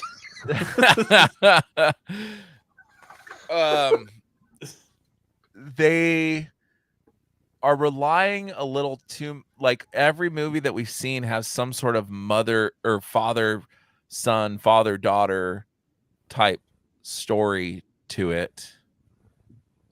I would like to see something different. It just Lance wants more dong and less family dynamics. But ever That's what since he Thor, wants. ever since Thor, it's just been this whole passing the baton thing. And it's just, if that's what every movie is Is that a euphemism for dong? If that's what every movie's going to be Lance passed going the forward, it the doesn't make me baton very into excited. His wife's vagina, and that's where his kids came from, which then are now setting up the mother-son, father-son that's a quantum dynamic. Yeah, The quantum into his realm. wife's quantum realm. You guys see what I mean? Like every movie's been this passing the baton thing. And I just, let's not rely on that anymore. Dick Boy says baton rhymes with dong. Lance passes baton into his. All right, well, that brings us to the end of our show. I like the Ant-Man. I give it an 8 out of 10. Go see it. Spend your money. You're not going to waste it. And that's my review. No dongs in Ant-Man and Quantumania. You know what was really cool about this movie? So they shot this movie a bit differently than they've done the other ones. They used this big 360-degree screen so they could actually see the world that they were going to be standing in. And it looks like they interact with their surroundings a lot better. Did you guys notice that? Oh yeah. No, they're not just standing in a blue room. I just found myself just imagining everyone that was getting run over, getting just smacked in the face by the absolute massive girth on Ant-Man that's just running down the streets now. Just big dick fucking Scott Lang just swinging with no cares. Whacking people around. Mm-hmm. He could have easily taken care of one of those ships just by whipping his head with fucking waist to just let that thing fucking flap. They've been like in Spaceballs. Your Schwartz is as big as mine. Yep. That's You right. can't tell me no dongs were hurt in the making of this podcast. We hope. You can't tell me, except for Lance's, because he beats his like it fucking stole something. You can't tell me that not one single guy, if they had those little blue and red chips, they wouldn't have tried to just throw one at their dong. It would have fallen off. That would have been the problem. I would not have risked that. I would not have risked throwing it at my dong. I thought he was saying that he was gonna throw it at his dong. Dude, could and you he was gonna imagine miss. just walking down the street to like check your mail, and next thing you know, just it's like Moby Dick sucking on a Tic AP, Tac. I didn't understand what you were saying. You're saying, oh my gosh. It's just like, imagine it's like walking Just like small Moby Dick. target, I'm gonna miss it. walking down the street to get your mail, and all of a sudden just a giant dong comes busting out of the house because some dude You just saw dropped a fucking like growth chip the on boys, right? I mean, Christ, it could have been worse. it. Yeah, it could have been The worse. boys. Tickle, tickle. Yeah. Good night. It's like, oh, you like that, don't you? Oh man. All right, Matt. Close it up, buddy. How do you end it? How do you end the show after that? I'm interested. In a world full of dongs. Oh my gosh. Oh my gosh. Much like Lance's dong in a midget's hands, things in this podcast appear bigger than they are. And we'll see you guys next time.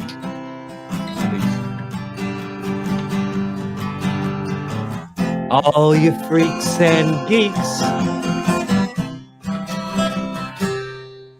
come on, you Shout out to the chat. Shout out Stick Boy. Shout out Fresh News. Leftover Zaggy. Absolute Max. Geek. Joe's Doolin. We'll Sam, go ahead Hard and A spread our West. cheeks Um, and drink and some we're Cosby wine. We'll drink some everyone else Cosby in the chat. wine. Joe's Doolin. Sorry It if I forgot makes about me you. feel Appreciate real you guys being here. fine. Making fun as always. See May you the next Schwartz and time the dong on be the with you, all the growers and not killers. Absolute Geek.